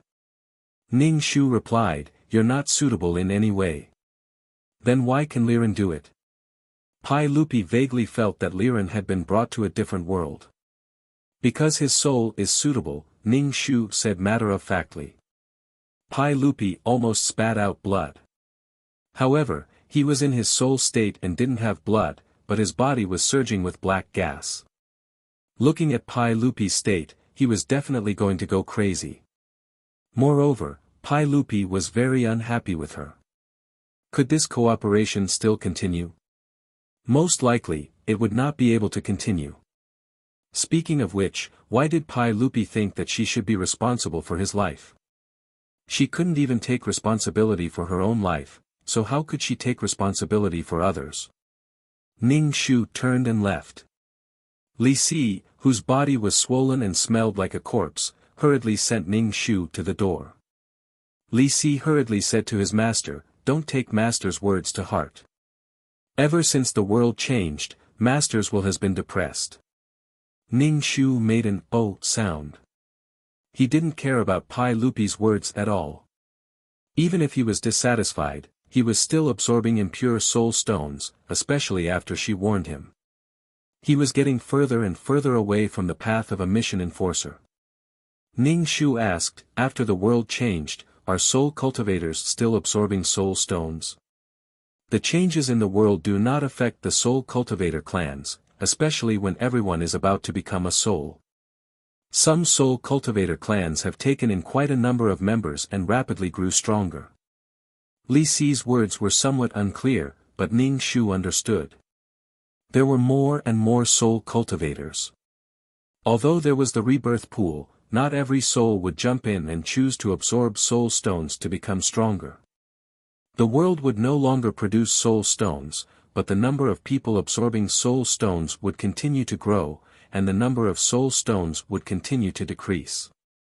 Ning Shu suddenly felt like his butt was on fire. He had to hurry up and find soul stones. In the future, there would be fewer and fewer soul stones, and the strength of the souls in this world would also stop growing. Li Si asked Ning Shu, "Does young master really not have a chance?" Li Si still hoped that young master could start a new journey and was not willing to see him like this. Ning Shu shook his head and flew away. Li Si slowly returned to the hall and said to Pai Lupi, "Young master, why did you provoke her? I wanted to test it out, but she rejected me so firmly." Pai Lupi frowned. "You can't use your body anymore. Give it up. Do you think that your young master is very sad after becoming a soul? Is that why you would rather have a rotten body than become a soul?" Li Si hurriedly shook his head, almost shaking his head off. "I'm going to become a soul, and I still have to consume your soul stones. Sometimes, life is really hopeless." Thus, the master and servant began to sigh. Pai Lupi said, "I have some soul stones. You don't have to look at me with a swollen face." Li Si was speechless. Ning Shu went to look for the soul stone mine where the earthworm was. He felt that the terrain had changed. Ning Shu found it with great difficulty, but even the mine hole had disappeared. He had to dig it again. When he reached the hole, he heard a sound that sounded like a ghost crying. Ning Shu looked at the earthworm and sighed. What are you crying for? It said that children should be raised to prevent old age. You're hastening it. The earthworm burped. When it saw Ning Shu, it asked, Where's Liren? I sent him to a wider world. Look at how timid he is. Hurry up and find soul stones. Everyone has started to absorb soul stones. There will only be fewer and fewer soul stones. You will definitely starve to death in the future. Ning Shu looked at the golden earthworm. Black spots had started to appear on its body. Could it be that its body was starting to rot? Oh. The golden earthworm collapsed to the ground weakly. I don't want to move. Ning Shu took out his tools and started to dig. There were still some soul stones left in the mine, and the golden soul origin liquid was no longer dripping. The terrain of the entire world had changed a lot. Fortunately, she had dug out all the soul stone mines at the bottom of the sea in the beginning. Otherwise, with the movement of the Earth's crust, she would not have been able to find the mountains and seas. The sea was no longer a sea, but a canyon. Ning Shu dug like a mole and dug out the last soul stone in the mine with satisfaction. Ning Shu threw a soul stone in front of the earthworm. Eat it. Don't go on a hunger strike. He won't come back even if you go on a hunger strike. This is too trashy. I don't want to eat it. I only want to eat the golden liquid. The earthworm said. Ning Shu put away the soul stone. Don't talk about the golden soul origin liquid. You won't even be able to chew on stones in the future. Go eat dirt. The earthworm looked at Ning Shu. Liren is right. You are such a cold-blooded and unreasonable person. Ning Shu stepped on its body. You think even his farts are fragrant. Let's hurry up and find the soul stones. Now that the terrain has changed, maybe the soul stone mines buried very deep have been squeezed out. The earthworm got up and asked, Will I still be able to see Liren in the future? Ning Shu hesitated for a moment and decided not to stab it in the heart. Although he did not know what kind of feelings the earthworm had for Liren, the earthworm had always been guarding Liren, even though Liren did not care about the earthworm at all. It did not seem like love. Yes, but it will take a long time. If Liren became a level mission enforcer and could enter the virtual space, Ning Shu would enter the virtual space and leave him a contact. Oh. The earthworm was satisfied. However, the world was so big. How could he find it? Ning Shu stared at the earthworm. The earthworm said proudly, I can sense if there is a soul stone mine in a range. Ning Shu said faintly, So awesome. No wonder you were enslaved.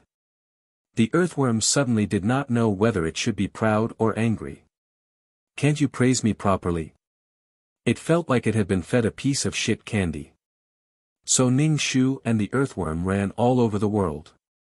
However, Ning Shu set up a boundary around its body to prevent the material in the world of reincarnation from corroding its body. Along the way, they found several soul stone mines, but they were all small mines. The quality of the soul stones was average, and there was no golden soul original fluid. However, they could not let go of it. In the future, there would be fewer and fewer soul stones. As long as there was a soul stone with a trace of soul power, Ning Shu would take it. Ning Shu was mining, and the earthworm was lying on the side. It looked down on the quality of the soul stones, proving that it was an experienced and knowledgeable soul worm and could not look at any soul stone. Ning Shu felt that he did not lack soul power. What he lacked was the soul original fluid. The reincarnation pool had already existed in the world of reincarnation. The reincarnation pool would deprive a part of the soul and provide it to the world of reincarnation. /BK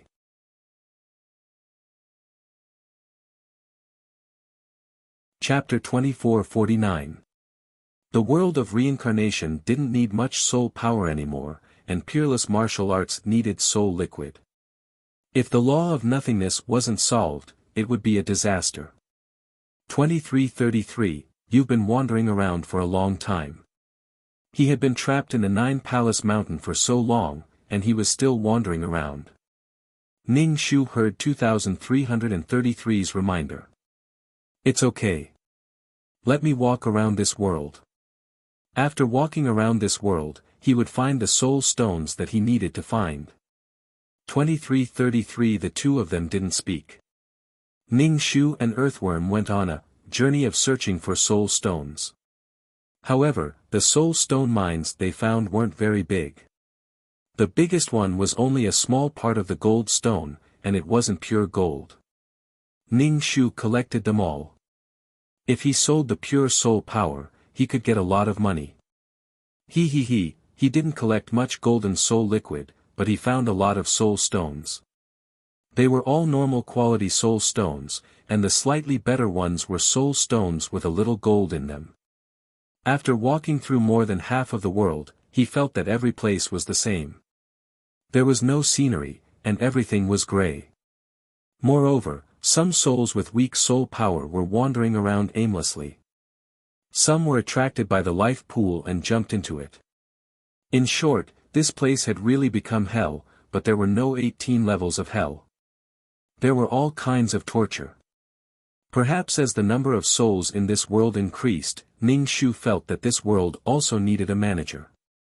I'm tired. I want to rest. The earthworm collapsed on Ning Shu's shoulder and said, "Two-legged monsters are really greedy. We've already found so many soul stones. Isn't it enough? Who said I'm doing it for myself? I'm just looking for a bigger soul stone mine to find a place for you to stay. Are you going to lie on the ground like this?"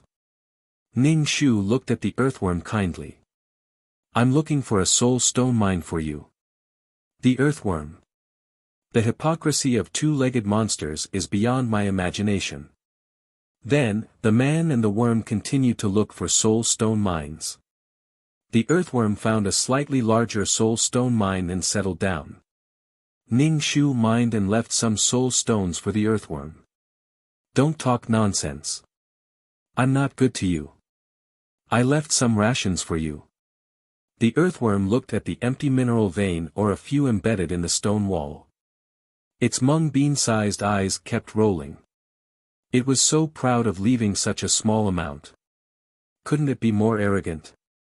It had never seen such a person before. Although it might not eat soul stones of this quality, it still wanted to take credit for leaving such a small amount of soul stones. Ning Shu and the earthworm had been to many places, but they didn't find many soul stone mines. If they weren't empty, they would have been dug up by others. If not, they were almost finished. Ning Shu picked up some leftover materials, just like picking up wheat ears. However, he didn't find any more of the golden soul origin fluid. It was really mined out. It was also possible that many families had stored the soul stones. There were only souls in this world, and soul stones had become worthless. Ning Shu sighed after wasting a lot of time walking through the world. Although he obtained a lot of soul stones, Ning Shu cared more about the soul origin fluid. Ning Shu felt depressed. After leaving Nine-Palace Mountain, Ning Shu rubbed his chin and walked around Nine-Palace Mountain. He was thinking about how to enter the second level. Even if he understood the law of space, there wasn't even a passage. How was he going to enter? Ning Shu tried to place his hand on the wall of Nine-Palace Mountain. He thought about going to the second level. He remembered that he had entered the first level by sticking to the wall. Now, the first level had become the reincarnation world and was connected to his world. Logically speaking, the Nine-Palace Mountain should have sent her to the second level. The suction force of Nine-Palace Mountain sucked Ning Shu's soul in. Ning Shu opened his eyes. He felt very bright in front of him, even a little dazzling. The reincarnation world was dim and even a little dark. With such sudden brightness, Ning Shu instinctively covered his eyes with his hand. When he opened his eyes again, he saw green mountains and clear waters, birds chirping and flowers fragrant. It was a very normal world. He should have arrived at 9 Palace Mountain. He wasn't suddenly sent to another world by 2333, right? So he really entered the second level? Ning Shu was not excited. He felt that the countless soul stones in the second level were waving at him. Soon, he would have a lot of golden soul origin fluid. He was very excited. Ning Shu opened a black hole and left the second level. He appeared outside 9 Palace Mountain. He went in through the hole and grabbed the earthworm out of 9 Palace Mountain. When he was outside, he placed his hand on the wall and was sucked into the second level. The earthworm was very confused. What was this? However, when he saw a normal world, he immediately forgave the two-legged monster for treating him so rudely.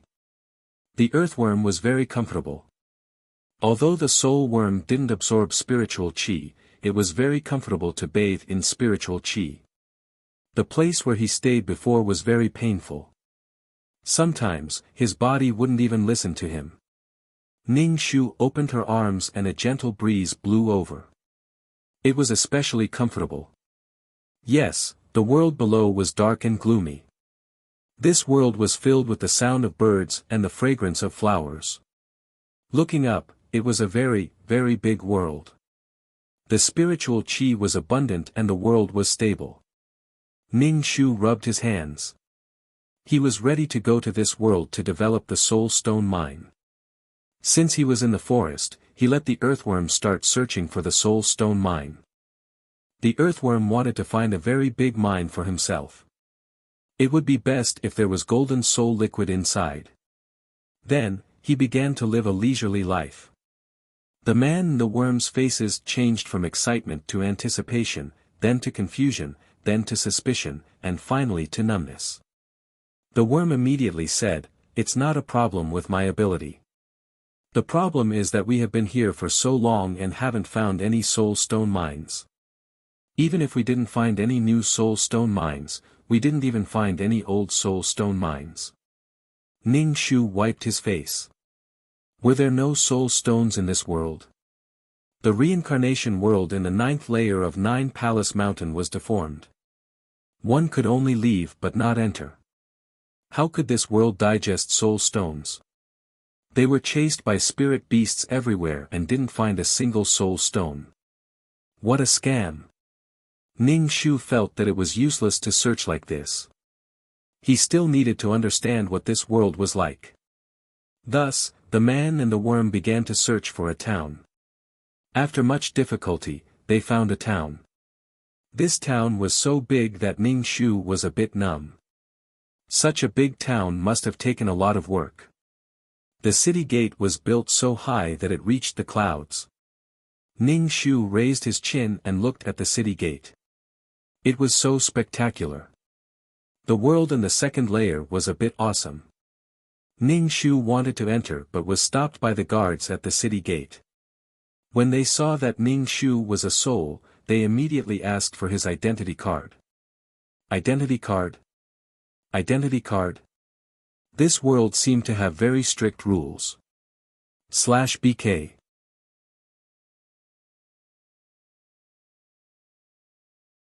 Chapter 2450. He needed an identity card to enter a city. This world was a little strict.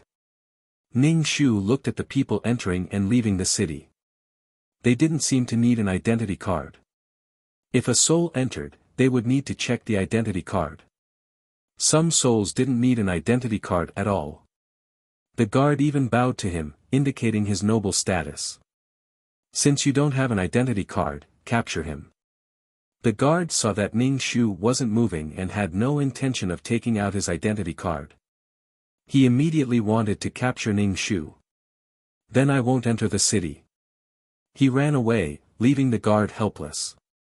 Running to a place where the guards couldn't see, Ning Shu set up an enchantment around her body. She turned invisible and directly swaggered through the city gate, but she didn't expect to hear a shrill bell ringing in the air above the city gate. Someone broke in. Someone broke into the city. The guard raised his spear and was alert, but he didn't see anyone.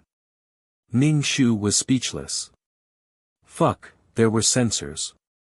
It was probably some kind of sensing array. With an identity card, the array wouldn't ring. The guards were still looking for someone. Ning Shu ran out of the city gate in a spurt of energy. It was just a city gate, but Ning Shu felt like he had passed through a long tunnel. What greeted him was lively noise. He was really not used to suddenly being in a lively street. Ning Shu went to a corner and removed the barrier. Looking at the lively and simple street, he saw that there were people and souls. It was good to have souls. It meant that this was a world where living beings and souls coexisted. There were still soul stones. The street was very wide, and there were stalls on both sides. Ning Shu also prepared to set up a stall. He was unfamiliar with this place. He could only exchange spirit liquid for soul stones like he had when he entered the first level. Ning Shu was still looking forward to it. He didn't know what the quality of the souls in this world was like.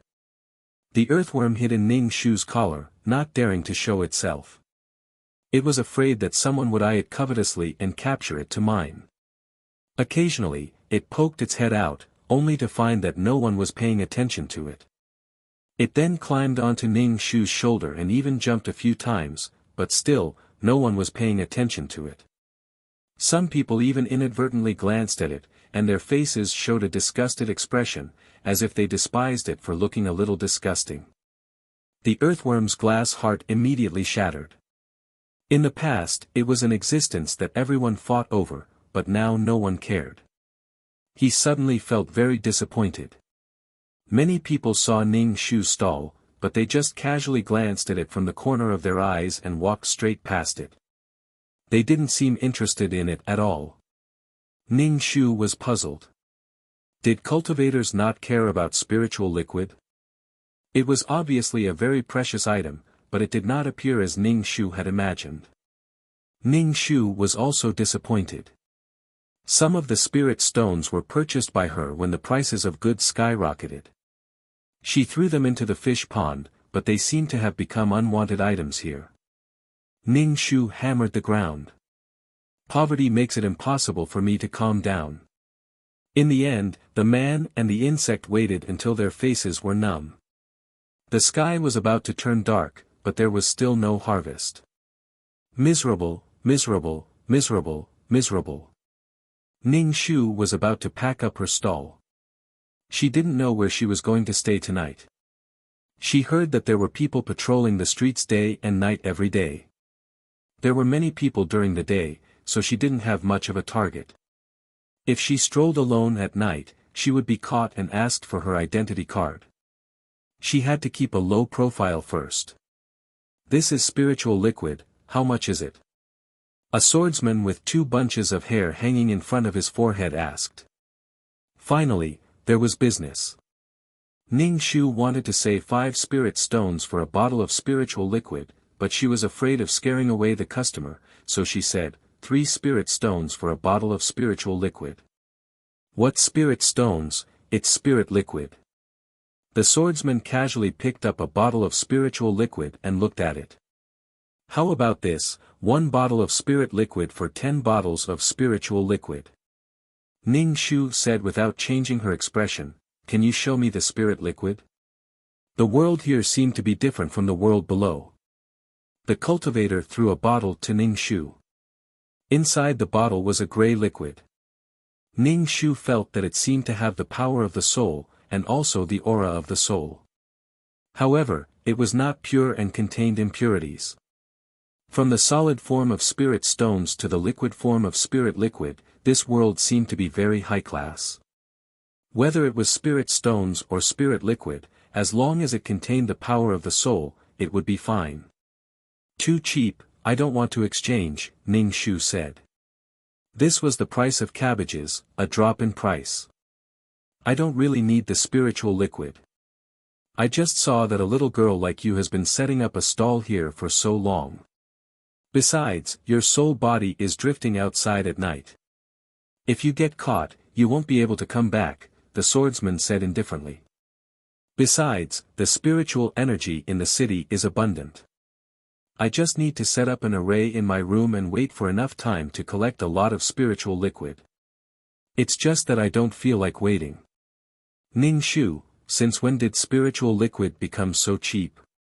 Don't lie to me, I don't know anything about this world. You can go ask other people. Don't say that I'm cheating you. The cultivator gave off the feeling of a gentleman swordsman, magnanimous. Ning Shu had no choice but to exchange like this, using 50 bottles to exchange for 10 bottles of spirit liquid. Ning Shu was already numb from the heartache. Don't wander around the streets at night, the swordsman said and left. Thank you. Ning Shu thanked him and bitterly used 2 bottles of spirit liquid to buy a jade slip. The contents of this jade slip were very messy. It was all about this world and all kinds of unofficial history. Although it was expensive, it was indeed suitable for Ning Shu. After using 2 bottles of spirit liquid to buy a room, Ning Shu was left with only 1 bottle of spirit liquid. Ning Shu felt unwell all over. She had really sold the spiritual liquid like it was cabbage. After being brought to the room by the waiter, he found that the room was not very good. Ning Shu did not want to say anything. There was only 1 room for 2 bottles of spirit liquid. According to the shopkeeper, the quality of the spirit liquid was not very good. Ning Shu, if not for the fact that she did not want to cause trouble, she would have squatted on the street. Why would she need a room? This city was bigger than she had imagined. Moreover, it was surrounded by towering city walls that reached into the clouds. The population was huge. It felt like everyone was tied up in a square city. It was like a pig was locked in a pigsty. Although it was a bit strange to describe it this way. Otherwise, why would the city walls be so high? Were they afraid that people would climb over the wall and run away? After closing the door, Ning Shu took the jade slip and used his divine sense to enter the jade slip to accept these things. However, there were too many things inside, making Ning Shu's head swell. After a while, he digested all the things. Finally, he looked at the earthworm with pity and said, "You will really have to eat soil in the future." The earthworm had been beaten up a lot. Recently, it had been beaten up every day. Now that it heard Ning Shu's words, it did not care and laughed. It felt that nothing could beat it anymore. "I am a bit hungry," the earthworm said. Ning Shu took out a spirit stone. The earthworm's bean-sized eyes did not even look at the spirit stone. /BK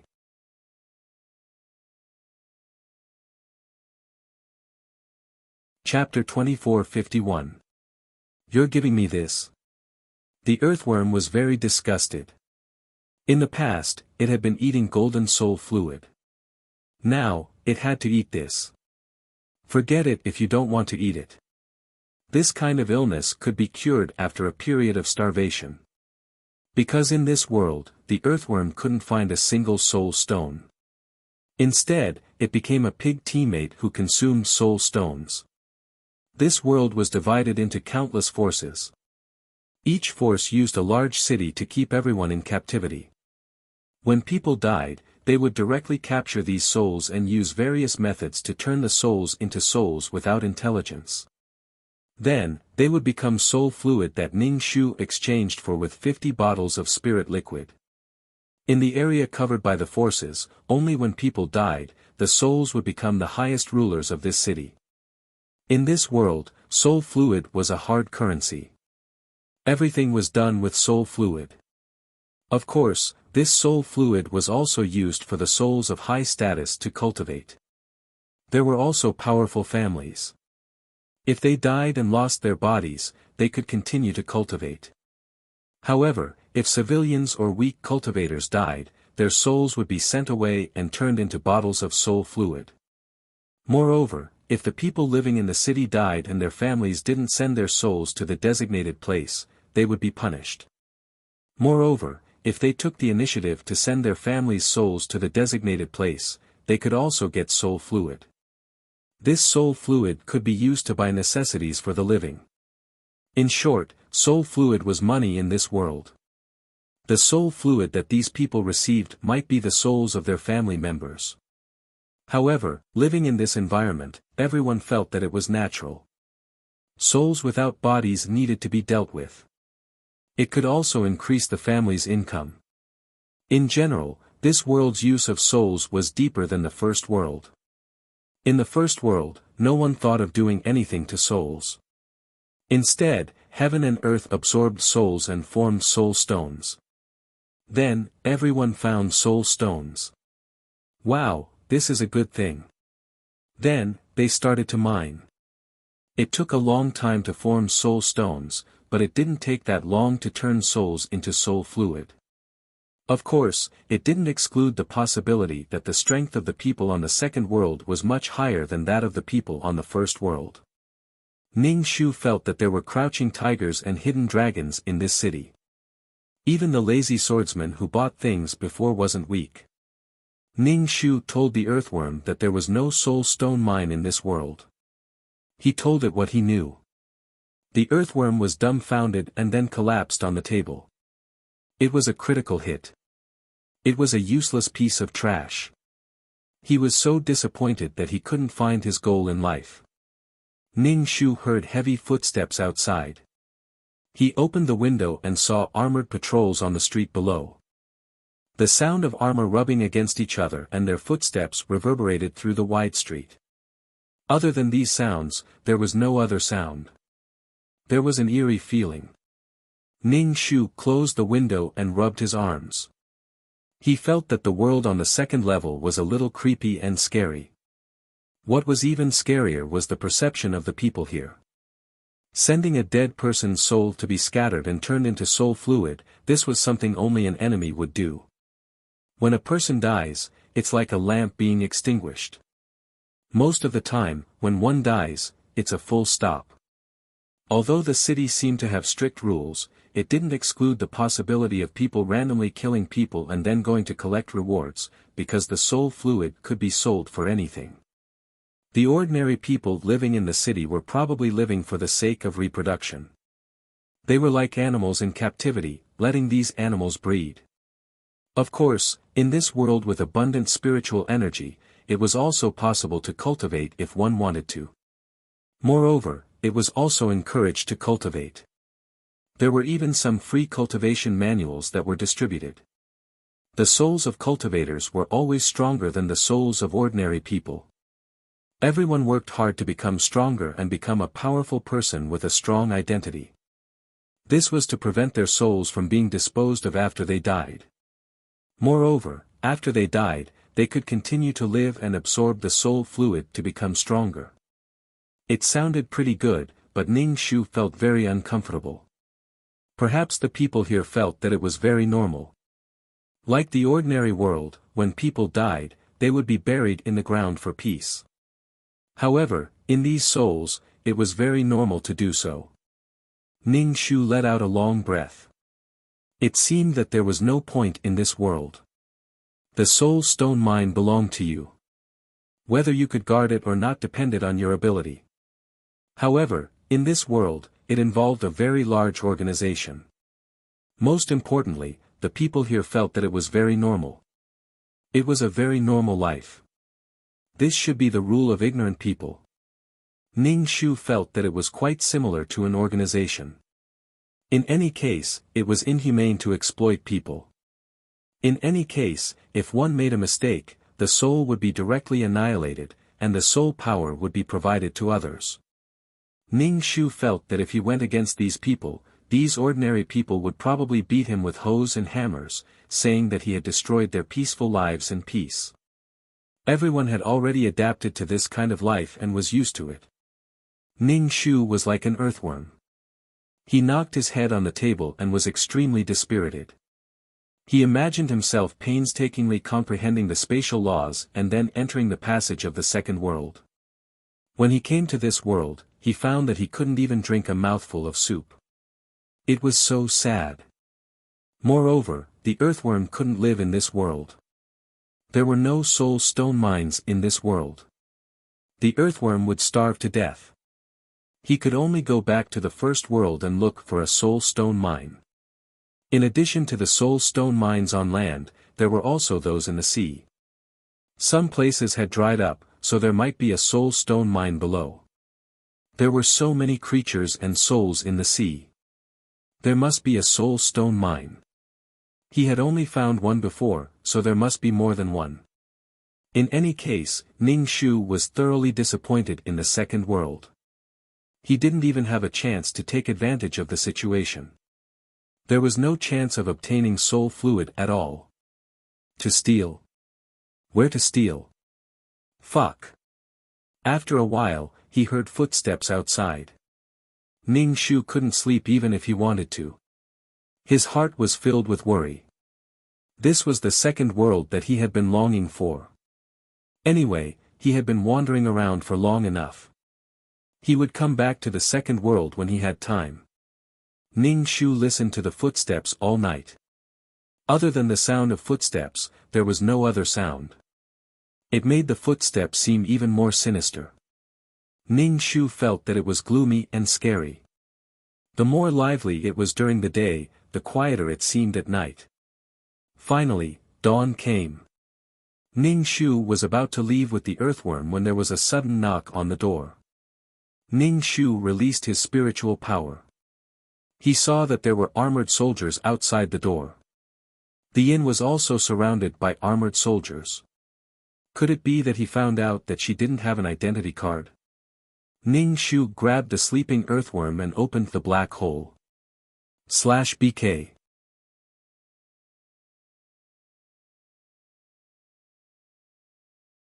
Chapter 2452.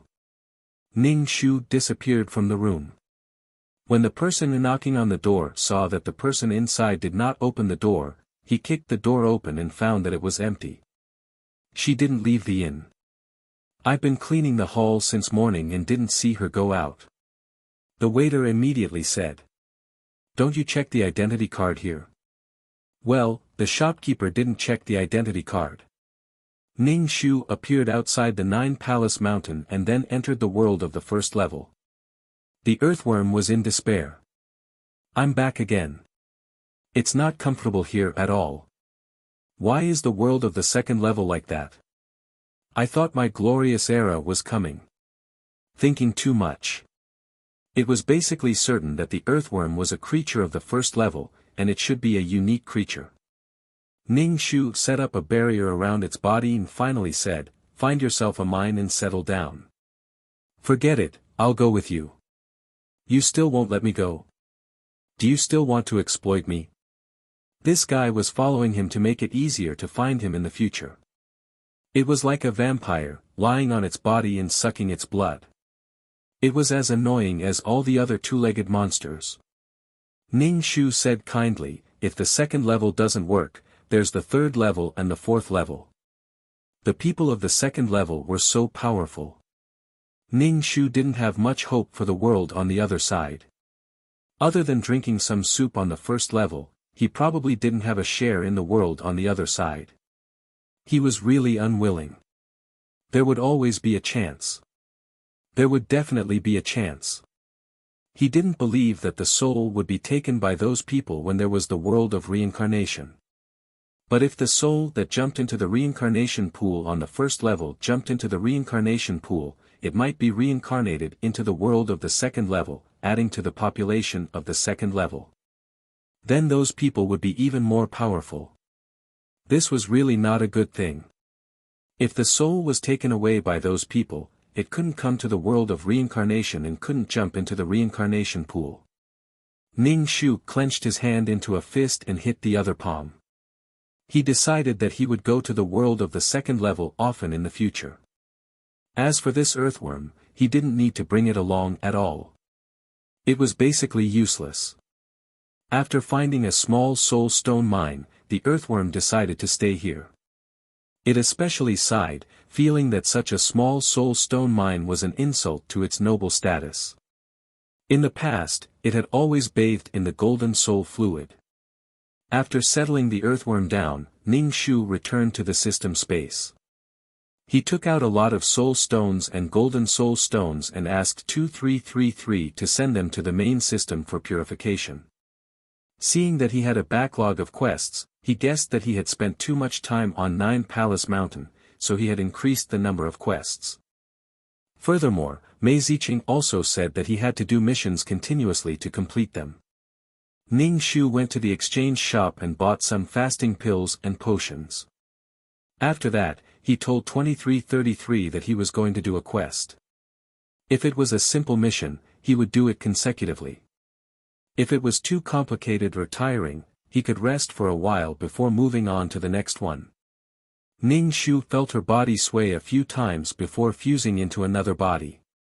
Very quickly, she fused into the body. The alarm clock at the head of the bed was ringing rapidly. Ning Shu reached out and turned off the alarm. He turned his head and saw a man lying beside him with his back facing him. There was still some distance between the two of them. This kind of situation was definitely a sign that they shared the same bed but dreamed different dreams. If they were really intimate, they wouldn't have their backs facing each other. Also, they were so familiar with each other that they were numb to each other. If they were husband and wife, it meant that their relationship wasn't good. Ning Shu didn't get up. He used the blanket to cover himself tightly. It was so comfortable.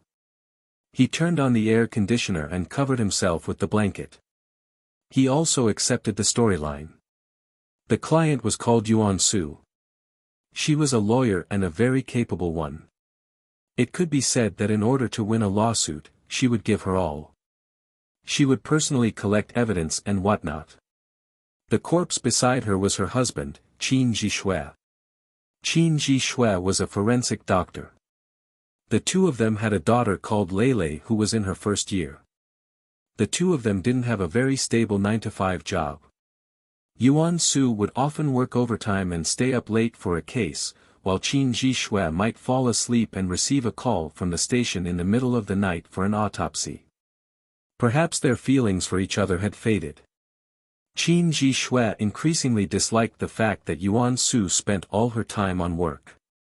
She was always in a hurry and had to spend more time with her family. The client felt that a lawyer's income was very high.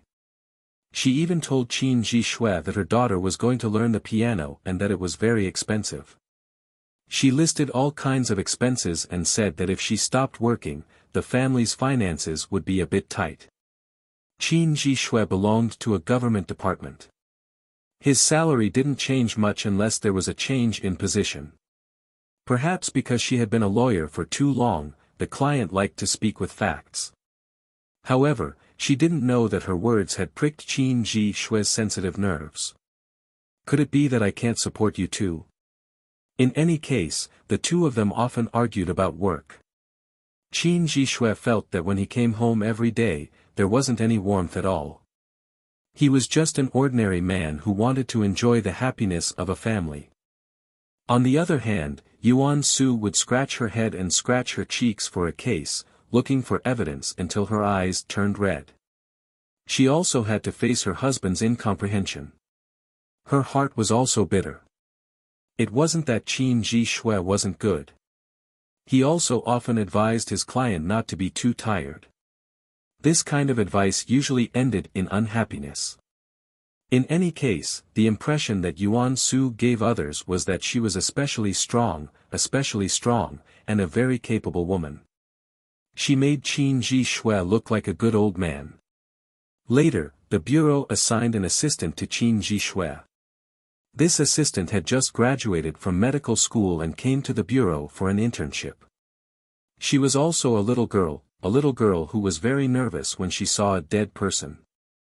Sometimes, the corpses of the victims were very scary. With such a delicate little girl by his side, Qin Jishui naturally took care of her a little more.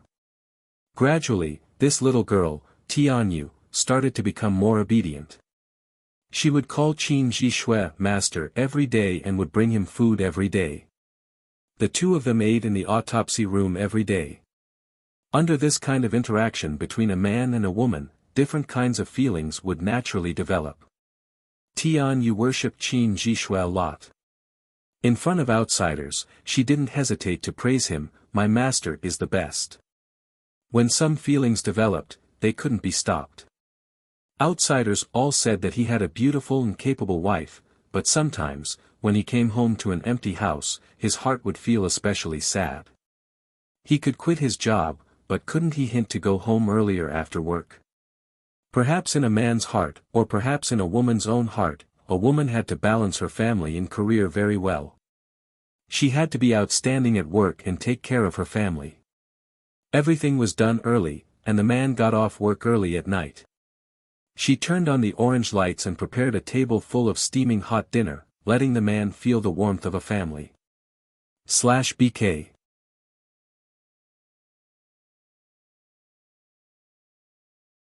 Chapter 2453.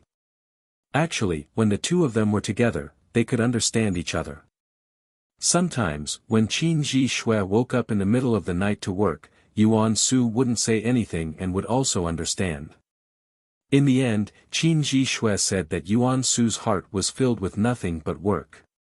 This was a bit of an unfair accusation. The client's job was still considered free, so they didn't have to sit around in the office waiting to get off work.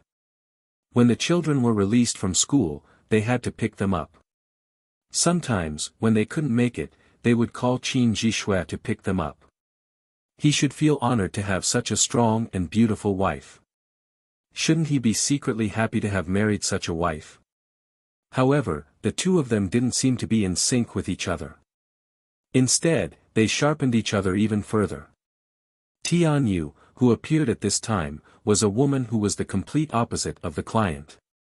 Alright, Qin Ji Shui's mental state had been derailed, and the other party was the intern he'd personally groomed.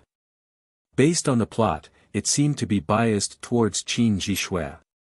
Qin Ji Shui bitterly endured his wife's cold treatment and domineering attitude, while Tian Yu seemed to understand Qin Ji Shui better. They shared a common occupation and had endless topics to talk about, discussing everything.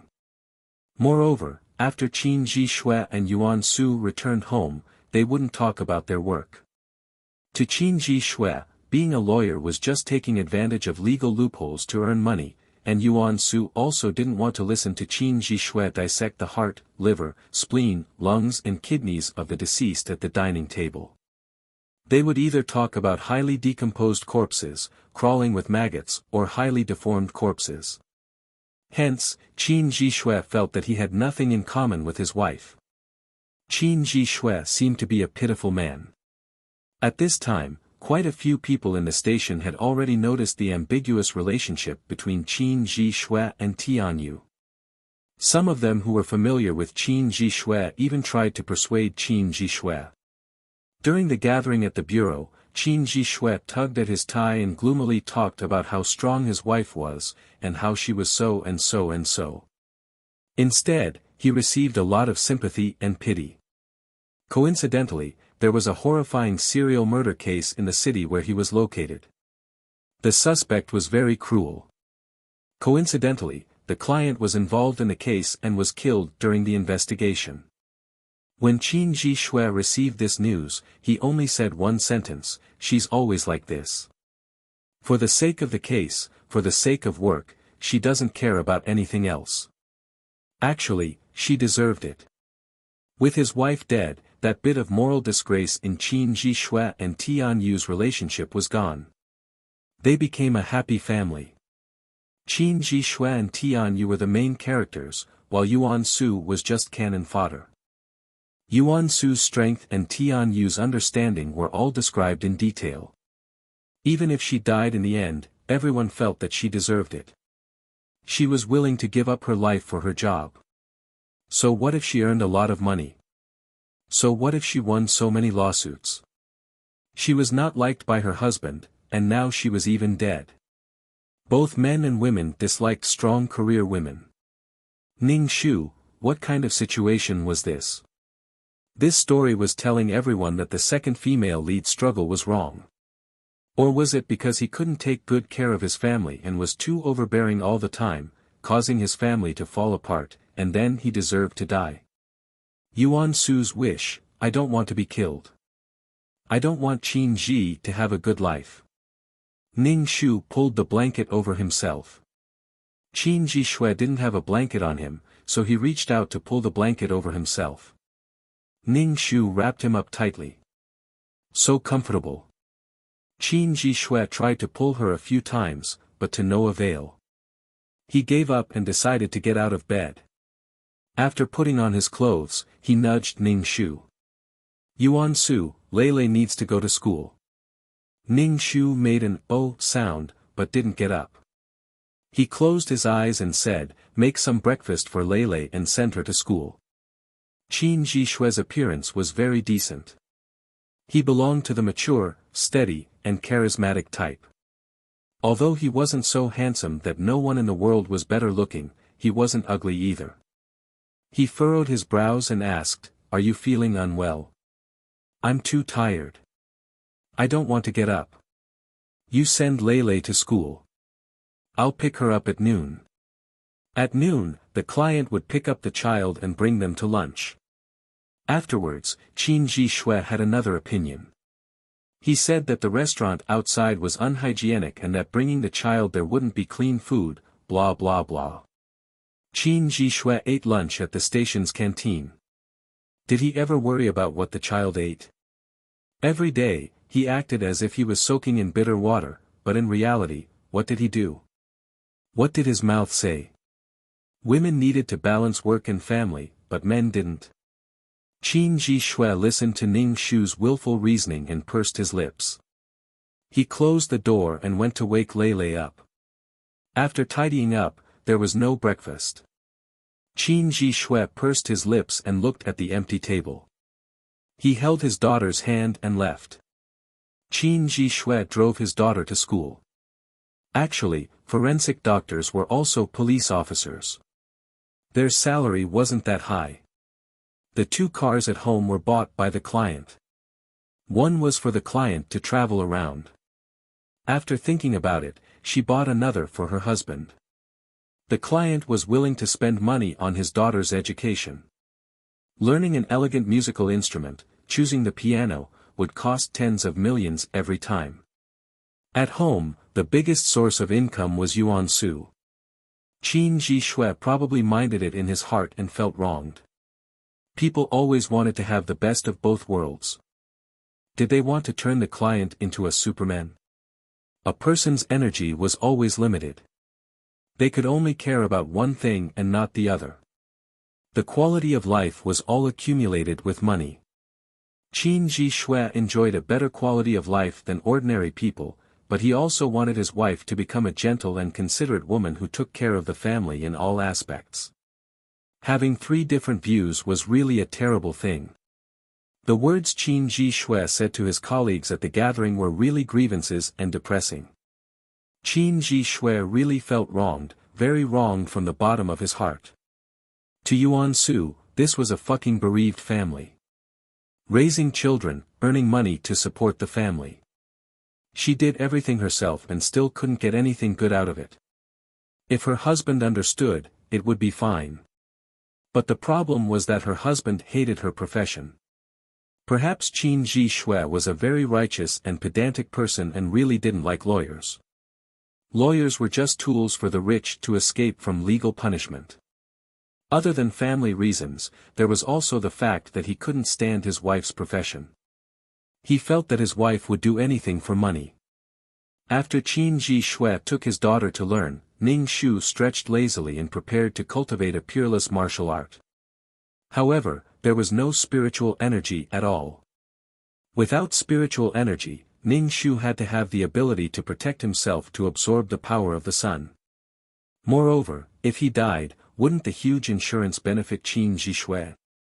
The client would regularly vouch for the whole family, and the insurance beneficiary would be Lulu. When Yuan Su died, Lulu was still a 7 or 8-year-old child. When encountering this kind of situation, wasn't it still up to the adults to do whatever they wanted? Ning Shu felt that Yuan Su was quite pitiful. Living in my room, sleeping in my bed, using my money, beating my child, and no one pitied me. He felt that this world's buff was also quite big.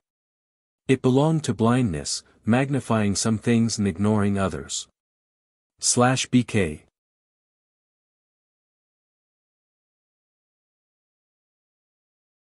Chapter 2454 Everyone who knew and interacted with Yuan Su felt that it was Yuan Su's fault.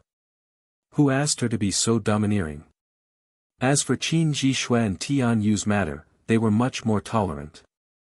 Qin Jixue and Tian Yu were spiritually compatible. He also sympathized with Qin Jixue for having such a wife. If they couldn't live together, it wouldn't be blissful to continue living like this. Ning Shu sat cross-legged on the bed and cultivated for a while. Then, seeing that it was getting late, she washed up and put on a suit. A white shirt, a small suit, a tight skirt, and high heels, looking smart and capable. She was a lawyer who faced all kinds of lawsuits. She couldn't possibly wear some dreamy bubble skirt or a fresh white dress. She tied her hair up and put on some light makeup. She was very beautiful. Beautiful and capable. She could live well anywhere. The client also wanted to take care of both sides, but the result wasn't satisfactory. Ning Shu didn't plan to save this marriage. If he wanted to save it, he would have to make sacrifices. Sacrifice his job. Without a job, this family's life was too tight. Someone said to find someone who understood the cold and the heat. This kind of understanding was compatible with the three views. If you liked planting flowers, he would help you choose a flower pot. If you were planting flowers, he would blabber and blabber, what's the use of planting these things? They could tolerate and understand each other's harmless hobbies. Ning Shu carried his bag and went to the lawyer's office. Actually, the client was someone who specialized in divorce cases. Of course, not everyone would be grateful for fighting for the rights of the divorced. You just won a lawsuit and the next second, they'd reconciled. Then, they'd blame you for destroying their relationship and throw a few eggs at you. Even so, after being covered in eggs, the client would still calmly tell the client to pay the consultation fee and service fee. This kind of thing made Qin Jixue feel a little embarrassed. He felt that Yuan Su was too greedy for money. Yuan Su wasn't like this in the past. Ning Shu was a little dumbfounded. Shouldn't he feel sorry for his wife at this time? Ning Shu always felt that Qin Jixue had a sense of superiority. Although he looked like a good man, he really didn't treat the client well. It could only be said that the client really didn't fit the image of Qin Jixue's perfect wife. Ning Shu's class had already received a rich lady. This lady directly said that she suspected that her husband was having an affair. She asked how much money she could get if she divorced her husband. Ning Shu asked her if she had any concrete evidence in her hands. If I had evidence, why would I need to hire a lawyer?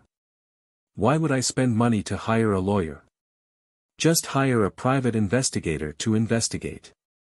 Ning Shu said unhurriedly. Don't underestimate the ability of a private investigator. With a large sum of money, they might be able to do things faster than those from the government. It's not convenient for me to find a private detective. Let me put it this way. I'm worried that the private detective will take my money and then turn around and tell my husband to ask for more money. The lady hesitated and said. Ning Shu smirked. Ning Shu felt that there might be something wrong with this upper-class lady herself. Her background wasn't clean. However, it was fine as long as he didn't get caught by the other party. That's why I need you to help me investigate secretly. You lawyers should all have professional ethics. The lady said.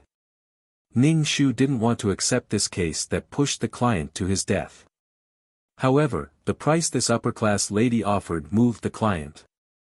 The client was killed during the investigation. As for who killed him, he didn't even know who killed him. He was directly stabbed to death. He seriously suspected that the client's death was to make way for those two people. Coupled with a huge amount of insurance, life was really comfortable and comfortable. A man's happiness was three things: promotion, wealth, and a dead wife. Ning Shu thought for a bit and still accepted it. He couldn't let the client die and not even know who killed him. He definitely had to find out who killed the client. Also, he had to draw a clean line with Qin Jixue. He couldn't let Qin Jishui live a good life. He felt that the client's resentment was very heavy, and he died in vain. The upper-class lady repeatedly warned Ning Shu not to let her husband find out.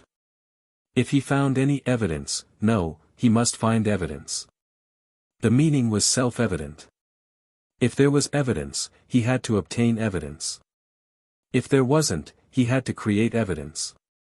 Ning Shu looked at the upper-class lady's face that was full of benefits and smiled slightly. Okay. The upper-class lady said that after the case was done, she would give Ning Shu a large sum of service fees. Ning Shu only grinned and didn't say anything. From the looks of this woman, she was a miser who only took in and didn't take out anything. Even if the client didn't die, the service fees he received in the end wouldn't be as large as the upper-class lady said. After the upper-class lady left, Ning Shu turned on his computer and started investigating this husband's information. No matter what, Ning Shu had to investigate him thoroughly. Maybe the client was killed by this woman's husband. Maybe she really found out something. Someone stabbed him in the back, causing him to bleed to death. On the other side, Qin Jishui sent his daughter Lulu to school and then drove to work. When he arrived at the police station, someone came over with a smile and elbowed him. Great forensic Dr. Qin, there's an intern at the police station today, and it's a little girl. Qin Jishui was in a bad mood this morning. Once he heard that he had to take care of an intern, especially a little girl who just left school. Would she scream in front of all kinds of corpses? If it was a boy, it would be fine. But a girl. Qin Jishui felt a headache just thinking about it. Qin Jishui arrived at the autopsy room and saw a girl in a skirt standing there uneasily. Tian Yu was a beautiful girl. Why would a girl like this be a forensic doctor? Teacher, I'm here for an internship. Tian Yu said softly. Qin Jishui ignored her. He took off his coat and put on his white coat. Then, he sized her up and said, to be a forensic doctor, you first have to give up wearing skirts and high heels. It's inconvenient to wear skirts. Also, forensic doctors have to follow the police to all kinds of crime scenes. You're dressed like this because you're going to attend a banquet. Tian Yu's face turned red from Qin Jishui's words. Originally, she had dressed up a little, hoping to give everyone the impression that she was a forensic doctor. But after hearing what her senior said, Tian Yu almost cried. Especially when she saw Qin Jishui's stern face, Tian Yu could clearly feel that this senior didn't like her. She couldn't help but say, go change your clothes. Qin Jishui said faintly, no need. From tomorrow onwards, don't dress like this. Also, shoes. If the case happened in a mountainous area, I understand. Tian Yu immediately said. Seeing that Tian Yu's attitude was still good, Qin Jishui's expression eased a little. He asked Tian Yu about the school she graduated from and her grades. Tian Yu answered everything one by one. The atmosphere wasn't so stiff anymore. /BK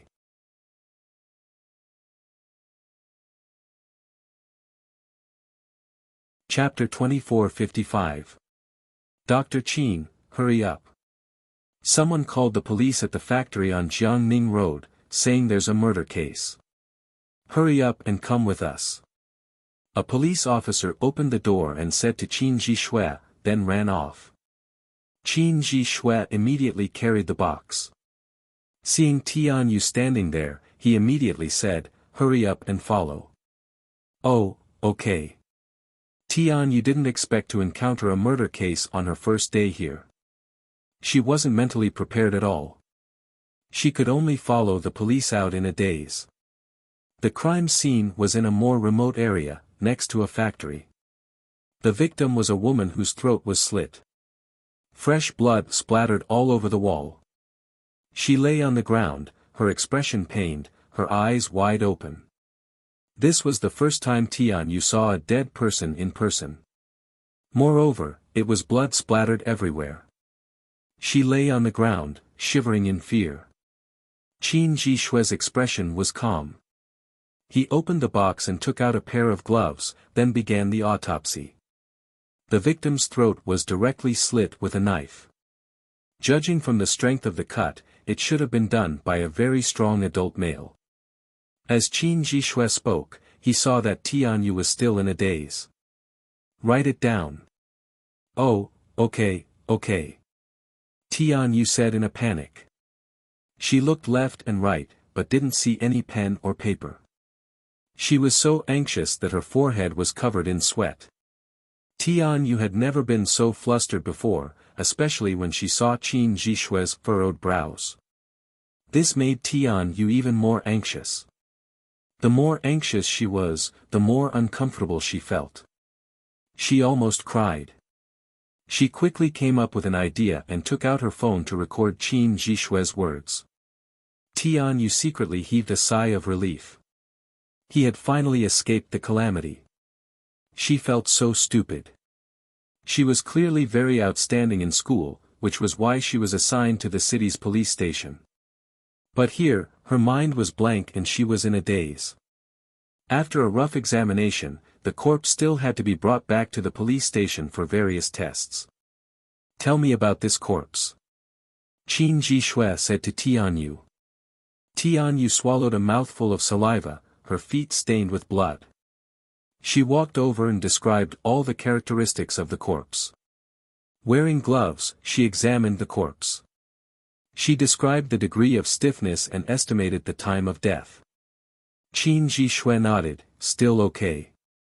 Tianyu immediately smiled, "Thank you, Master." "Ah, it's already noon." "Master, I'll help you get some food." "You said." "No need. Let's go together." "You don't have to bring me food." Qin Jishui removed his white coat. "It's your first day here. Get to know your colleagues here." "Yes." Tianyu had a sweet appearance. It was hard to imagine that such a girl would be engaged in such a profession. Therefore, she was very popular to have lunch in the canteen, especially in the bureau where there were more wolves than meat. That Tianyu could be said to be protected like a national treasure. The police station was filled with rough men. With such a delicate flower, she would naturally be protected. There were also some people who asked Qin Jishui to be more lenient towards Tianyu, and to show mercy no matter what. Tianyu was natural and unrestrained when facing other people, but when facing Qin Jishui, she was a little bashful and shy. Perhaps it was because this person wanted to guide her through her internship. Also, this man was mature and steady. He was different from other police officers. Actually, a man like Qin Jishui was more attractive. In addition, Tianyu herself was a forensic doctor, so she more or less had the mentality of worshipping someone in the same profession. Thus, her heart naturally had a different feeling. Qin Jishui glanced at Tianyu. The work of a forensic doctor is very important. Being able to understand the language of the corpse and what the victim is saying isn't something ordinary people can do. Tianyu immediately said, "I'll definitely be serious. I'll seriously understand the language of the victim.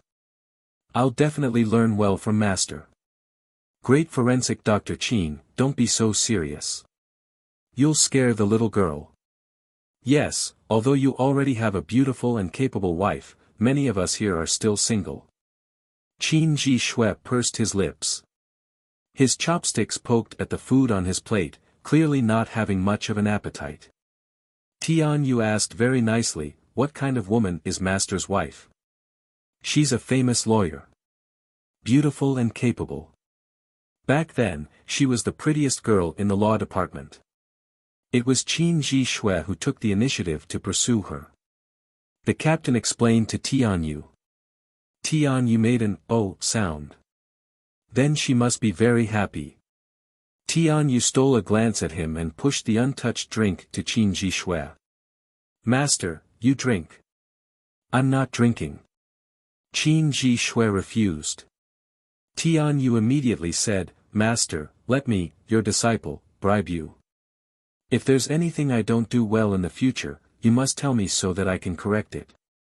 Please, please." All right. After lunch, Qin Ji Shui's mood improved a little. The words of the captain from the criminal division echoed in his mind. Back then, he was the one who pursued Yuan Su in university. That Yuan Su was different from the current Yuan Su who entered society. At that time, Yuan Su smiled very sweetly.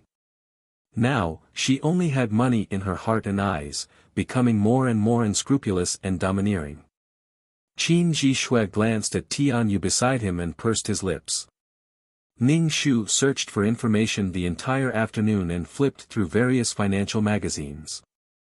He found out that the rich lady's husband was indeed an amazing man. He often appeared in financial magazines and was frequently interviewed by financial programs. His assets were huge. Tang Boda. This man also didn't have any scandals with small celebrities in the entertainment industry. Perhaps he was secretly unaware. It was really a bit difficult to investigate such a person. Moreover, this rich lady insisted on a divorce. That rich lady was obviously someone who was used to enjoying life. Even if he really extorted a large sum of alimony, how could it be as comfortable as always relying on an ATM machine? In any case, this woman didn't tell him the truth. Ning Shu wondered again if the client was killed by this woman's husband. He raised his wrist and looked at his watch. It was time to pick up his child from school for breakfast. Ning Shu left the lawyer's office and drove to school. His daughter, Lele, was standing at the school gate. Ning Shu stopped the car and let Lele get in. "Mummy, did you quarrel with Daddy?" Lele asked Ning Shu. Ning Shu, "No, it's because it's early. Mummy was too tired and didn't prepare breakfast. Your daddy might be unhappy." "Why? Why would Daddy be angry over something like this?" Mummy also said that she was too tired. Lele was puzzled. Then maybe it's because Daddy thinks that making breakfast is Mommy's responsibility and Mommy didn't fulfill it. Ning Shu said without much care. There were children in this world. Ning Shu really didn't like missions with children. Especially when it came to educating children, it was too simple and crude. It would definitely have some negative effects. As a result, Ning Shu didn't like children anymore, /BK.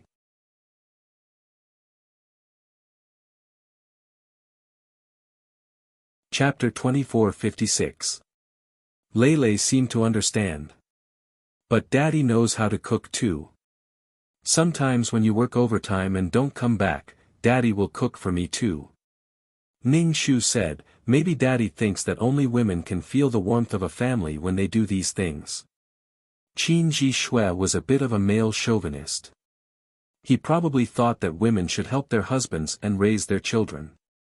Although it wasn't like choosing a queen, being picky, those men who flaunted tradition used all kinds of traditions to demand women, but not themselves. He wondered if Yuan Su and Qin Ji Shui would be reminded of the corpse on the autopsy table when they saw each other every day after they got married. What common topics? What comrades who shared the same beliefs? Ning Shu dared to guarantee that if these two were to get married, they would have even less to talk about. Could it be that they would talk about corpses every day and talk about cases when they got home? When colleagues got married, every day would be like work. Ning Shu asked, Lele, what do you want to eat? Mommy, I want to eat good food. Daddy was angry a long time ago, so he casually bought some food from the roadside. It didn't taste good at all, so I didn't eat much. Lele seemed to be really hungry and changed the topic. Ning Shu brought Lele to a better restaurant and ordered a few dishes. He ate with Lele and told her to eat slowly. Ning Shu wanted to ask who Lele would be with if her daddy got divorced, but children couldn't keep their words. She said it and ran to ask Qin Ji Shui. Even if they got divorced, they had to seize Qin Ji Shui's faults and take away Lele's custody. As for Qin Ji Shui, go live with your admirers and little fangirls. This kind of woman can satisfy Qin Ji Shui's vanity. Being together with this kind of man and having to protect his pitiful pride, wasn't it too tiring? The first thing to solve was the matter of endangering the client's life. The client didn't know who killed him. As for the final result of the police station, the client didn't know either. The corpse had already been cremated. Perhaps the murderer wasn't found at all. After all, the client deserved to die. Mom, you eat too. Lele picked up the shredded meat and gave it to Ningshu. Ningshu smiled and said thank you. Anyway, he couldn't die this time. He should also change his insurance so that the beneficiary was Lele. However, if he really didn't pay attention and died, the mission wouldn't be completed. This huge amount of insurance money would be placed in the bank and a fixed amount of money would be given to Lele every month. It was very difficult to investigate the person in charge of a big company. Tang Boda was busy every day and didn't know his schedule. The person who asked him to do that had nothing to do but wait around the company. Even until his death, he didn't find anything. After dinner, Ningshu sent Lulu to school. He took out some business cards from the car and called the private investigator. It was normal for lawyers to work with these people.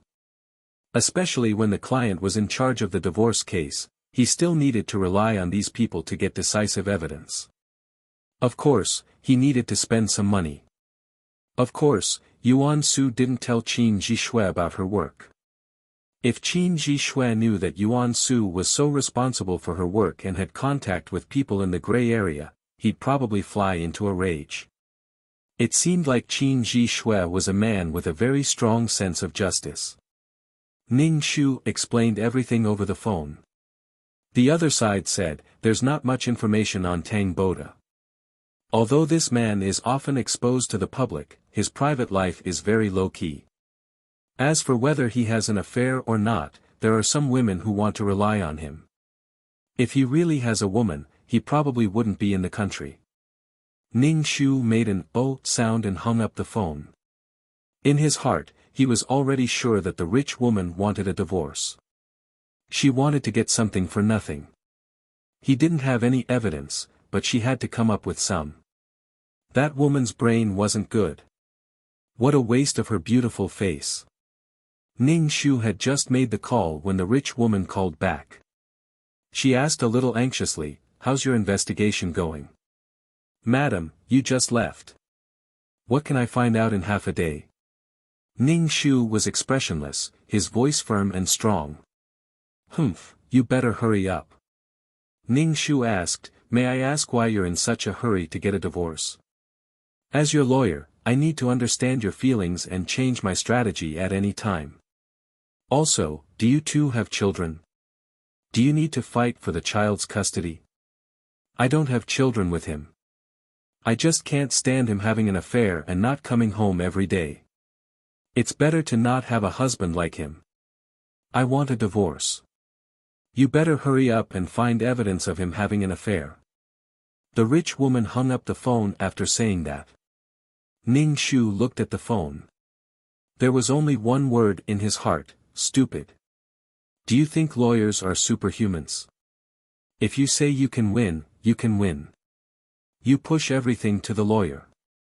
There are some things you don't tell the lawyer and don't think about yourself.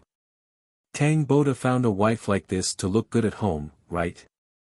Ningshu drove to Tang Boda's company on the way. He just happened to see Tang Boda coming out of the company lobby. His assistant opened the car door and he sat in. With just one glance, Ningshu remembered Tang Boda's appearance. Thin lips, hawk-like eyes, and a very sharp and dignified person. Although he was already a 35-year-old man, he still looked very young.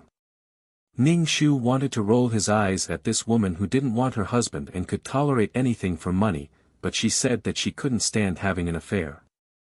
Originally, he didn't plan to help this woman fight the lawsuit. He just wanted to investigate whether the client's death had anything to do with this divorce lawsuit. Did the client's death have anything to do with Tang Boda sitting in the luxurious car?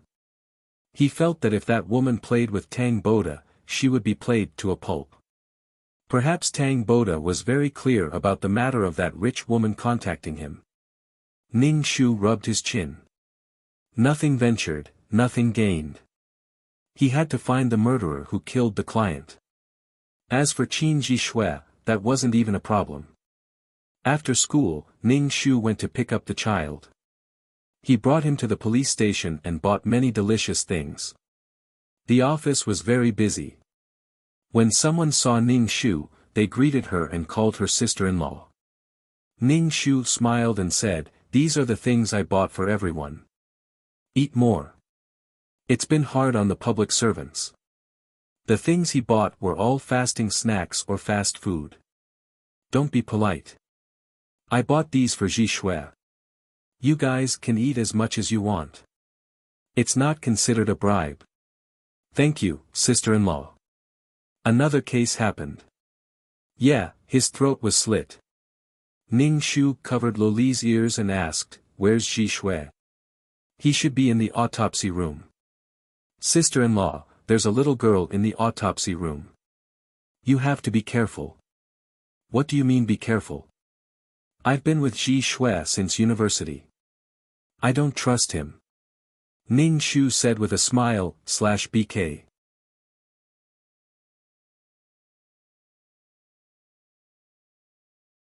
Chapter 2457. Tian Yu came to the office to submit her report. She saw a woman in a suit inside, giving off a shrewd feeling. She was holding a little girl's hand. "Captain, I'm here to submit my report." Captain Wu grunted and introduced them to Tian Yu. "This is your master's lover, and this is his daughter." The two women looked at each other and instantly sized each other up. They tried to find the right words to describe each other. A strong woman. A woman who was white on the outside but black on the inside. Being glanced at by Ning Shu, Tian Yu felt like she had been seen through. She had nowhere to hide. She really hated this feeling. Tian Yu felt that this woman was hostile to her, so she was not very comfortable in her heart. There was a faint sourness and sadness in her heart. However, this feeling passed quickly. Ning Shu smiled at Tian Yu. "Hello, I'm Qin Jishui's lover. I heard that he has an intern. So it's you. Being a forensic doctor is such a tough job. There aren't many girls, and such a beautiful one at that. I like forensic medicine." Tian Yu turned to Captain Wu and said, "Captain Wu, I'm going back to the autopsy room. Wait, help me bring this to Jishui. You two can eat together. I know you work hard and don't eat on time. Don't tire your body out at such a young age." Ning Shu passed a plastic bag to Tian Yu. There was a lot of food inside. "Thank you." Tian Yu took the bag and left. "Then I won't disturb your work. Please take care of my Jishui." "Thank you." "No problem. We should thank sister-in-law for the food. Great forensic Dr. Qin is so lucky to have a wife like you. I'm so jealous." Ning Shu smiled and led Lulu out of the station. Lulu raised her head. Ning Shu asked cutely, "Mommy, we came to see Daddy," but Lulu didn't see him. "Your daddy is busy with work. He's going to play the piano now. Mommy will accompany you." "Okay." Lulu answered crisply. Yuan Su. Qin Jishui came out with a bag of things. Lulu called out crisply, "Daddy." Qin Jishui walked up to Ning Shu and handed him a bag of things. "Don't send things to the station in the future. It's bad for your reputation." With his hands behind his back, Ning Shu tilted his head and asked, "What do you mean by bad influence?" "I'm here to give you something to eat. I also bought some for your colleagues." "That's nothing, right? This is a very, very serious place. Don't think that this is some unscrupulous place like a lawyer's office where you need to see me off. There's no need for that here." Qin Jishui said, "You're making me very uncomfortable like this." He didn't go to his wife's law firm to make his presence known, but his wife would come to the police station from time to time, making Qin Jishui feel uncomfortable. Every time he saw the envious and jealous expressions of his colleagues, he was not happy at all. Only he knew the bitterness in his heart. Ning Shu was about to accept the bag and said, "I respect your feelings," but, Ning Shu hadn't finished speaking when Captain Wu came out with a group of people. He said to Qin Ji Shui, "Another murder happened. Master, I've already brought the box for you." Yuan Su carried the box and said to Qin Ji Shui. Qin Ji Shui stuffed the box into Ning Shu's arms and left with the car. Ning Shu looked at the box in his arms and curled his lips. He carried the box with one hand and held Leilei's hand with the other. "Mommy, why is Daddy unhappy?" Leilei asked, confused. "Because he doesn't like Mommy's behavior." "Why?" "Mommy is clearly worried about Daddy and is giving Daddy something." "Because, the person is wrong. When someone doesn't like you, even your breathing is wrong." "Why is the person wrong?" "Because when you drink soup, you're holding a fork. Naturally, you can't scoop up the soup." "Why do you have to hold a fork when you drink soup?" "Because you took the wrong one." "If you took the wrong one, then take another one." Leilei's right. If you took the wrong one, you have to put down the fork. The client didn't despise Qin Ji Shui for being a coroner who dealt with corpses every day. He loved his job, but despised other people's jobs. A coroner despised a litigator. How noble was his job! It was natural for him to be busy, but the client was so dissatisfied with his work. When they arrived at the piano training center, Leilei went to learn piano. Ning Shu took a taekwondo class at the side. Although she knew it, if she learned it, no one would suspect her when she used it in the future. After Leilei finished learning, the mother and daughter pair went back. Ning Shu suddenly felt like she was a single mother. It was a complete widowed family. She had done everything, so what was the use of having a man? After returning home, she took a comfortable bath, then tidied up the other cases in her hands. As for that rich lady's case, Ning Shu directly put it aside. Even if she fought, she would lose. Qin Ji Shui called, saying that he had to work overtime and wouldn't be able to come back late. He hurriedly said a few words and hung up. From start to finish, Ning Shu didn't have time to say a single word. If the client didn't die, these two people wouldn't be able to walk to the end. Ning Shu felt that her three views were in sharp conflict with Qin Ji Shui's. Who treats you like a treasure? Ning Shu was calm and collected. While cultivating and absorbing the power of the sun, he looked at the information. When it was time for Leilei to sleep, he coaxed her to sleep and laid down on the spacious bed alone. It really couldn't be any better. Ning Shu slept comfortably, but the people in the station were suffering. They were all working overtime. Master's wife won't say anything if you stay in the station and work overtime, right?" Tian Yu and Qin Ji Shui ate instant noodles while asking. What would she say? "This is work." Qin Ji Shui said, "Eat, we have to work after eating." "Why are you so concerned about my matters?" Qin Ji Shui looked at Tian Yu. Tian Yu's heart skipped a beat. She smiled and said, "I just feel that Master's wife is a lawyer and has a glib tongue. What would she say if you don't go home like this?" "She won't. Also, you don't have to call me Master, call me Brother Qin." After a pause, he felt that this form of address was a bit weird and said, "My wife calls her sister-in-law. Don't call me Master or whatever. I'm not Master." "Yes, Master, no, Brother Qin." Tian Yu saluted. Qin Ji Shui, on the other hand, smiled and ate his instant noodles in silence. Tian Yu secretly looked at him and accidentally made eye contact with him. Qin Ji Shui asked, "What's wrong?" "Brother Qin, you look like someone who doesn't want to get married at all. You even have such a big daughter." Tian Yu said honestly. "Don't put honey on your mouth. The most important thing for a forensic doctor is to be strong and professional. You don't have to be glib like a lawyer." Qin Ji Shui said. Could it be that a forensic doctor can't talk? Tian Yu's face was dejected. Then I regret learning forensic medicine. Qin Ji Shui was used to being silent when he was working. Suddenly, a chirping sparrow appeared, /BK.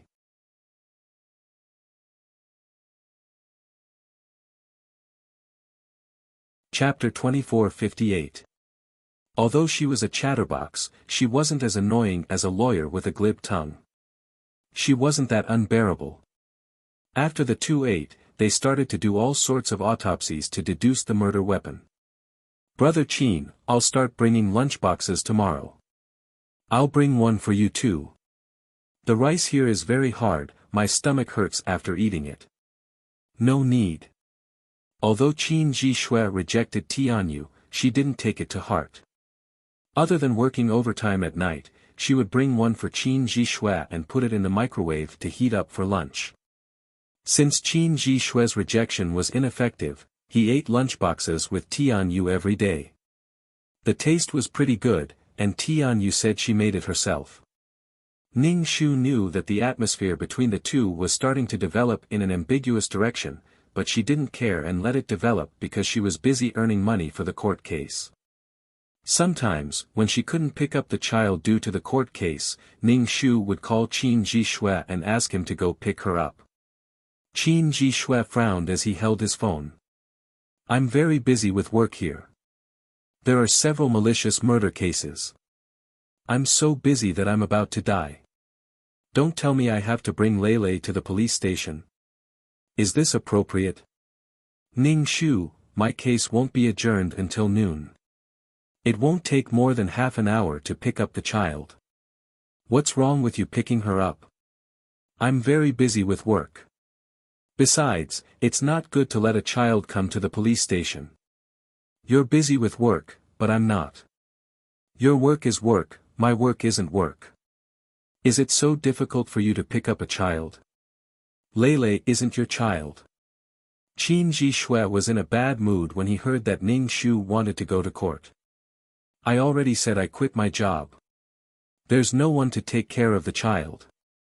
Eat my food, use my money, and I'll take care of the child. With your little salary, who can you take care of? Now you're complaining about my job. You're so noble and virtuous, so celestial. Then why don't you drink dew and sleep on tree branches? Qin Ji Shui, I'm telling you, don't act like an old society master in front of me. Ning Shu directly hung up the phone, then carried her bag into the court. Qin Ji Shui was holding his phone. When he heard Ning Shu's rambling, he was immediately petrified. When he came back to his senses, he was so angry that his whole body was trembling. His face was full of disbelief. Brother Qin, what's wrong? Tianyu saw Qin Ji Shui's malevolent face and bloodshot eyes and asked in fear. Qin Ji Shui took a deep breath, but he was still so angry that his entire body went limp, and his heart was beating rapidly. Tianyu hurriedly poured water for him and asked with concern, Brother Qin, are you all right? It's nothing. It's probably because I'm getting old and feeling a little uncomfortable staying up all night. I'm going to pick up the kids. Call me if you need anything. Qin Ji Shui had no choice but to go pick up the kids, afraid that something might happen to them. Yuan Su was getting worse and worse. Now, she didn't even care about her child. Tianyu looked at Qin Ji Shui's back and shook her head, feeling that it was a pity. Such a good man was now someone else's husband. Tianyu recalled the first time she met Qin Ji Shui. He was calm and collected, not saying a single word. It was completely in line with Tianyu Xian's perfect image as a forensic doctor. His heartbeat quickened. Not long after, Qin Ji Shui brought Lei to the police station. However, no one said anything. Some police officers even took out things for Lei to play with. Tianyu liked Lei a lot. She always brought Lei along and played with her to prevent Lei from getting lost. Tianyu intentionally or unintentionally asked about their family's situation, asking how Lei's grades were and whether it was hard for him to study. Lei was a little strange, but he didn't have any ulterior motives. He said that his studies were fine and that he wanted to learn the piano. Tianyu smiled and said that Lele was great. Then, she took the initiative to send Lele to learn. The police station was filled with a bunch of rough men. They felt that Tianyu was a good girl, but there were also some female police officers who grinned. No matter if it was a man or a woman, one who was unaccountably solicitous was hiding evil intentions. Ning Shu left the court. Because he won the lawsuit, he received a commission from the consultation fee, which was enough to pay for Lele's piano lessons. Ning Shu called Qin Jishui again. She still had things to do after sending the kids to piano lessons in the afternoon. Qin Jishui felt that his wife was bossing him around on the phone. He got angry and directly hung up, afraid that the other party would say something that would make his blood vessels explode. After the kids finished school in the afternoon, he picked them up for piano lessons. As soon as they arrived, the teacher told them that it was time to pay the tuition fees. How much did Qin Jishui ask? Learning piano was his wife's decision, and it was also his wife who paid for it. 15,000. The price of 15,000 really shocked Qin Jishui. He couldn't even earn that much in a month. Forensic doctors were also civil servants, and their salaries really weren't that high. However, the kids were looking at him. Qin Jishui took out his bank card and paid the tuition fees. The kids had been learning piano for more than half a year. The tuition fees were around 10,000 a month, so half a year would be around 90,000. After the kids finished learning, Qin Jishui brought them home. Seeing Ning Shu boiling soup, he took a deep breath and said to Lele, "Go back to your room and do your homework." Lele made a sound of acknowledgement. After she went in, Qin Jishui said to Ning Shu, "Go to the bedroom, I have something to tell you." Ning Shu made a sound of acknowledgement. He took off his anti-heat gloves and went straight to the point. "What? Lele's piano fees are that expensive? You only know now. So, with your little salary, it's not even enough to pay for Lele's piano fees for a month. All the cars in this house, which one of them wasn't bought by me?" Qin Jishui furrowed his brows in annoyance. "Money, money, money. What else do you have in your heart besides money? If it wasn't for this family, why would I work so hard? If you have the ability, don't drive the car I bought." Ning Shu sneered. Enjoying everything, yet blaming others for being unscrupulous. In this world, you're pure and clean, yet you're not a demon. You're untainted by the mud. Qin Jishui took out his car keys and threw them on the bed.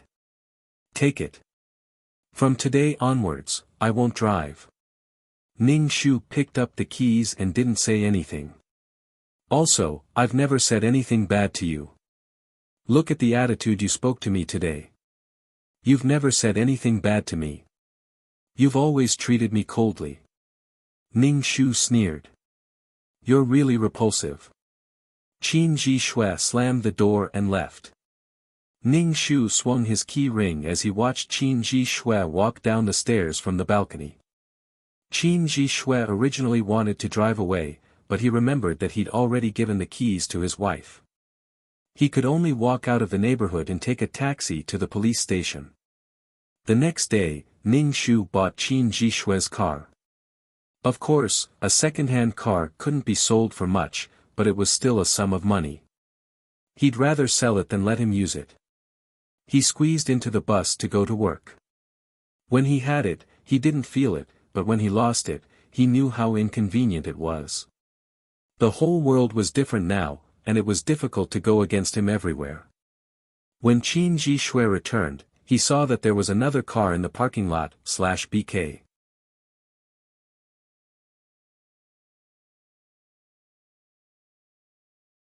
Chapter 2465. Tianyu saw that Qin Jishui was beaten up and instantly felt her heart ache. She couldn't separate the two of them, so she hurriedly entered the station to look for help. Captain Wu was still discussing the case with his subordinates when Tianyu, this little brat, took his wine glass away. When he went outside and saw the entangled couple, he hurriedly ordered the others to separate them. Both of them had bruises on their faces. Tian Yu immediately asked, "Brother Qin, are you okay?" "Wei Dong, if you continue like this, I'll really get angry." He started it. Wei Dong felt wronged and angry, feeling that his girlfriend had betrayed him. Also, the place where this man hit him was very painful, making him gasp in pain. He treated her so well, giving her anything she wanted, yet now she was siding with someone else. The Wei Dong in the past didn't dare to think about it, nor did he dare to offend Tian Yu. However, under Ning Shu's repeated psychological hints, he felt that he and Tian Yu were a pair in love. As long as they made it clear, they could be together. "What's going on? Why did you start fighting? Don't forget your identity." Captain Wu frowned. Qin Jishue was a calm man, how could he fight with someone? Who knows, if the other party made a complaint, Qin Jishue might not want to work anymore. Why was he acting like a brat? Qin Jishue's mouth was bruised. This brat keeps harassing Tian Yu. If I don't teach him a lesson, he won't learn his lesson. He even attacked a police officer. Bullshit, you were clearly the one who started it. Wei Dong didn't expect this guy to spout nonsense. "If you don't believe me, ask Tian Yu." Everyone looked at Tian Yu. She bit her lips. Wei Dong started it. "You dare to attack a police officer?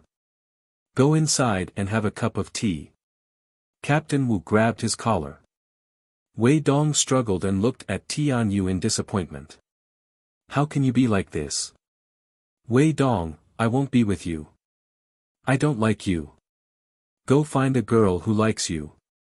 Also, our identities are different. You're a thief, I'm a police officer." "Great, you're still a thief." Wei Dong struggled and escaped from Captain Wu's grasp. He rode his motorcycle and ran away, even turning back to look at Tian Yu. Everyone didn't chase after him. They were just trying to scare him. Qin Jishue was the one who was in the wrong. Squad leader Wu looked at the bruises on Qin Jishue's face. Tian Yu was so worried that she looked at Qin Jishue with tears in her eyes. "Are you okay? Does it hurt?" Captain Wu had a bad premonition. How was he going to explain this to Yuan Su? Back then, he was quite happy that the bureau had assigned an intern with outstanding grades, but he didn't expect it to be a girl. He also didn't expect that the already married Qin Jishue would actually get into a fight over her. Captain Wu could only console himself that this was the righteousness of a public servant, but Qin Jishue himself was a cold person. But when he heard that he had to send Tian Yu back, Captain Wu didn't want to say anything. She was really courting death. His daughter was already in her first year, and his wife was also in her first year. Yet, he actually had such thoughts.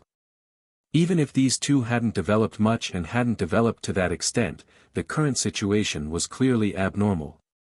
Captain Wu wasn't the only one who felt that something was amiss. The others also looked at Tian Yu and Qin Jishue with subtle expressions. Qin Jishue ignored everyone's gazes and sent Tian Yu home. But when he reached the door, he saw Tian Yu go downstairs and return to her room safely. He touched the corner of his mouth, thinking that if he went back, his wife would ask him what happened again and find excuses. He might as well stay at the station and work overtime.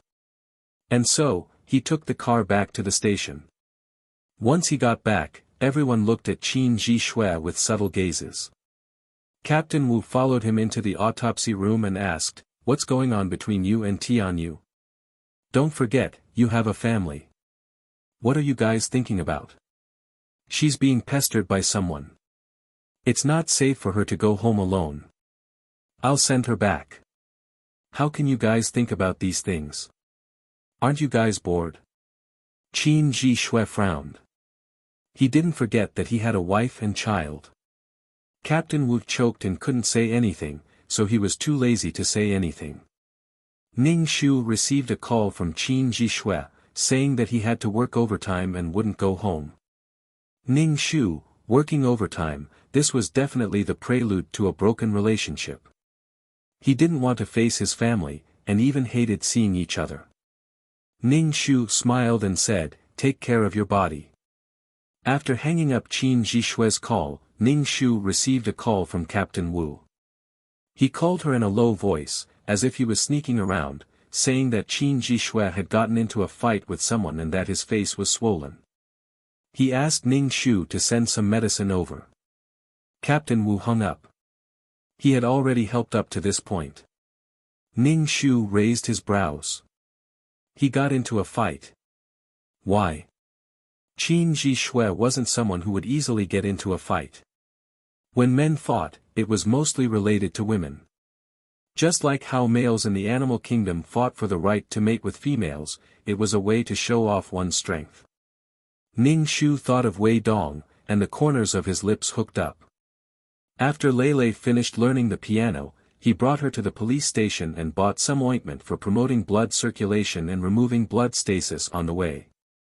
Qin Jishue suddenly saw Ning Shu, and a trace of guilt involuntarily appeared in his heart. Lei crisply called out for her daddy. Qin Jishue carried her up. Ning Shu asked, "Why are you here?" "I heard you were injured, so I brought some medicine for you." Ning Shu smiled and said, "I didn't know you could fight so well." Qin Jishue didn't say anything and asked about Lei's situation in school. When the father and daughter spoke, Ning Shu naturally wouldn't interrupt. "Look at this guilty look." Ning Shu let the two talk while he left the autopsy room. Someone pulled him to tell Ning Shu everything that happened today from beginning to end. As he spoke, he also observed Ning Shu's expression. Ning Shu didn't think that Wei Dong would act so quickly.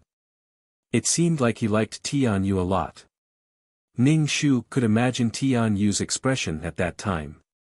"I used you as a spare tire to relieve boredom, but you actually wanted to chase after my fucked up mood." Listening to the end, Ning Shu's expression became more and more gloomy. "Really?" Then, she felt conflicted. "But, I believe him." "Idiot." Ning Shu distributed the food he brought to everyone, but his expression was a little forced. Everyone thanked him. Seeing his expression, they didn't continue to argue with him. Ning Shu walked into the autopsy room and said, "Someone already came to look at the house. It should be sold soon. I found a new place to live, so don't worry." Qin Jishue nodded. He suddenly realized that he had nothing to say to his wife. The suffocating silence between the two made him feel very anxious. Ning Shu held Lei's hand and left. Qin Jishue almost imperceptibly let out a sigh of relief. Even he himself didn't understand why he was like this. Maybe he really did make a mistake, so he felt guilty. Ning Shu was already drafting the divorce agreement. He also wanted to find some evidence to make Qin Jishue the wrongdoer in this marriage. Only then would he be able to fight for the child's custody. Every day, there were several groups of people coming to look at the house. Because the house was renovated well, there were several groups of people who wanted to buy it. /BK You're tuning in to the Han Lee's Wuxia Adventures YouTube channel. We're so grateful for your support, and don't forget to subscribe to join us on this incredible journey through captivating stories. Your generosity through donations truly makes a world of difference, as it's the primary source of revenue that allows me to expand and enhance this channel for you. Thank you from the bottom of my heart for being a part of this adventure.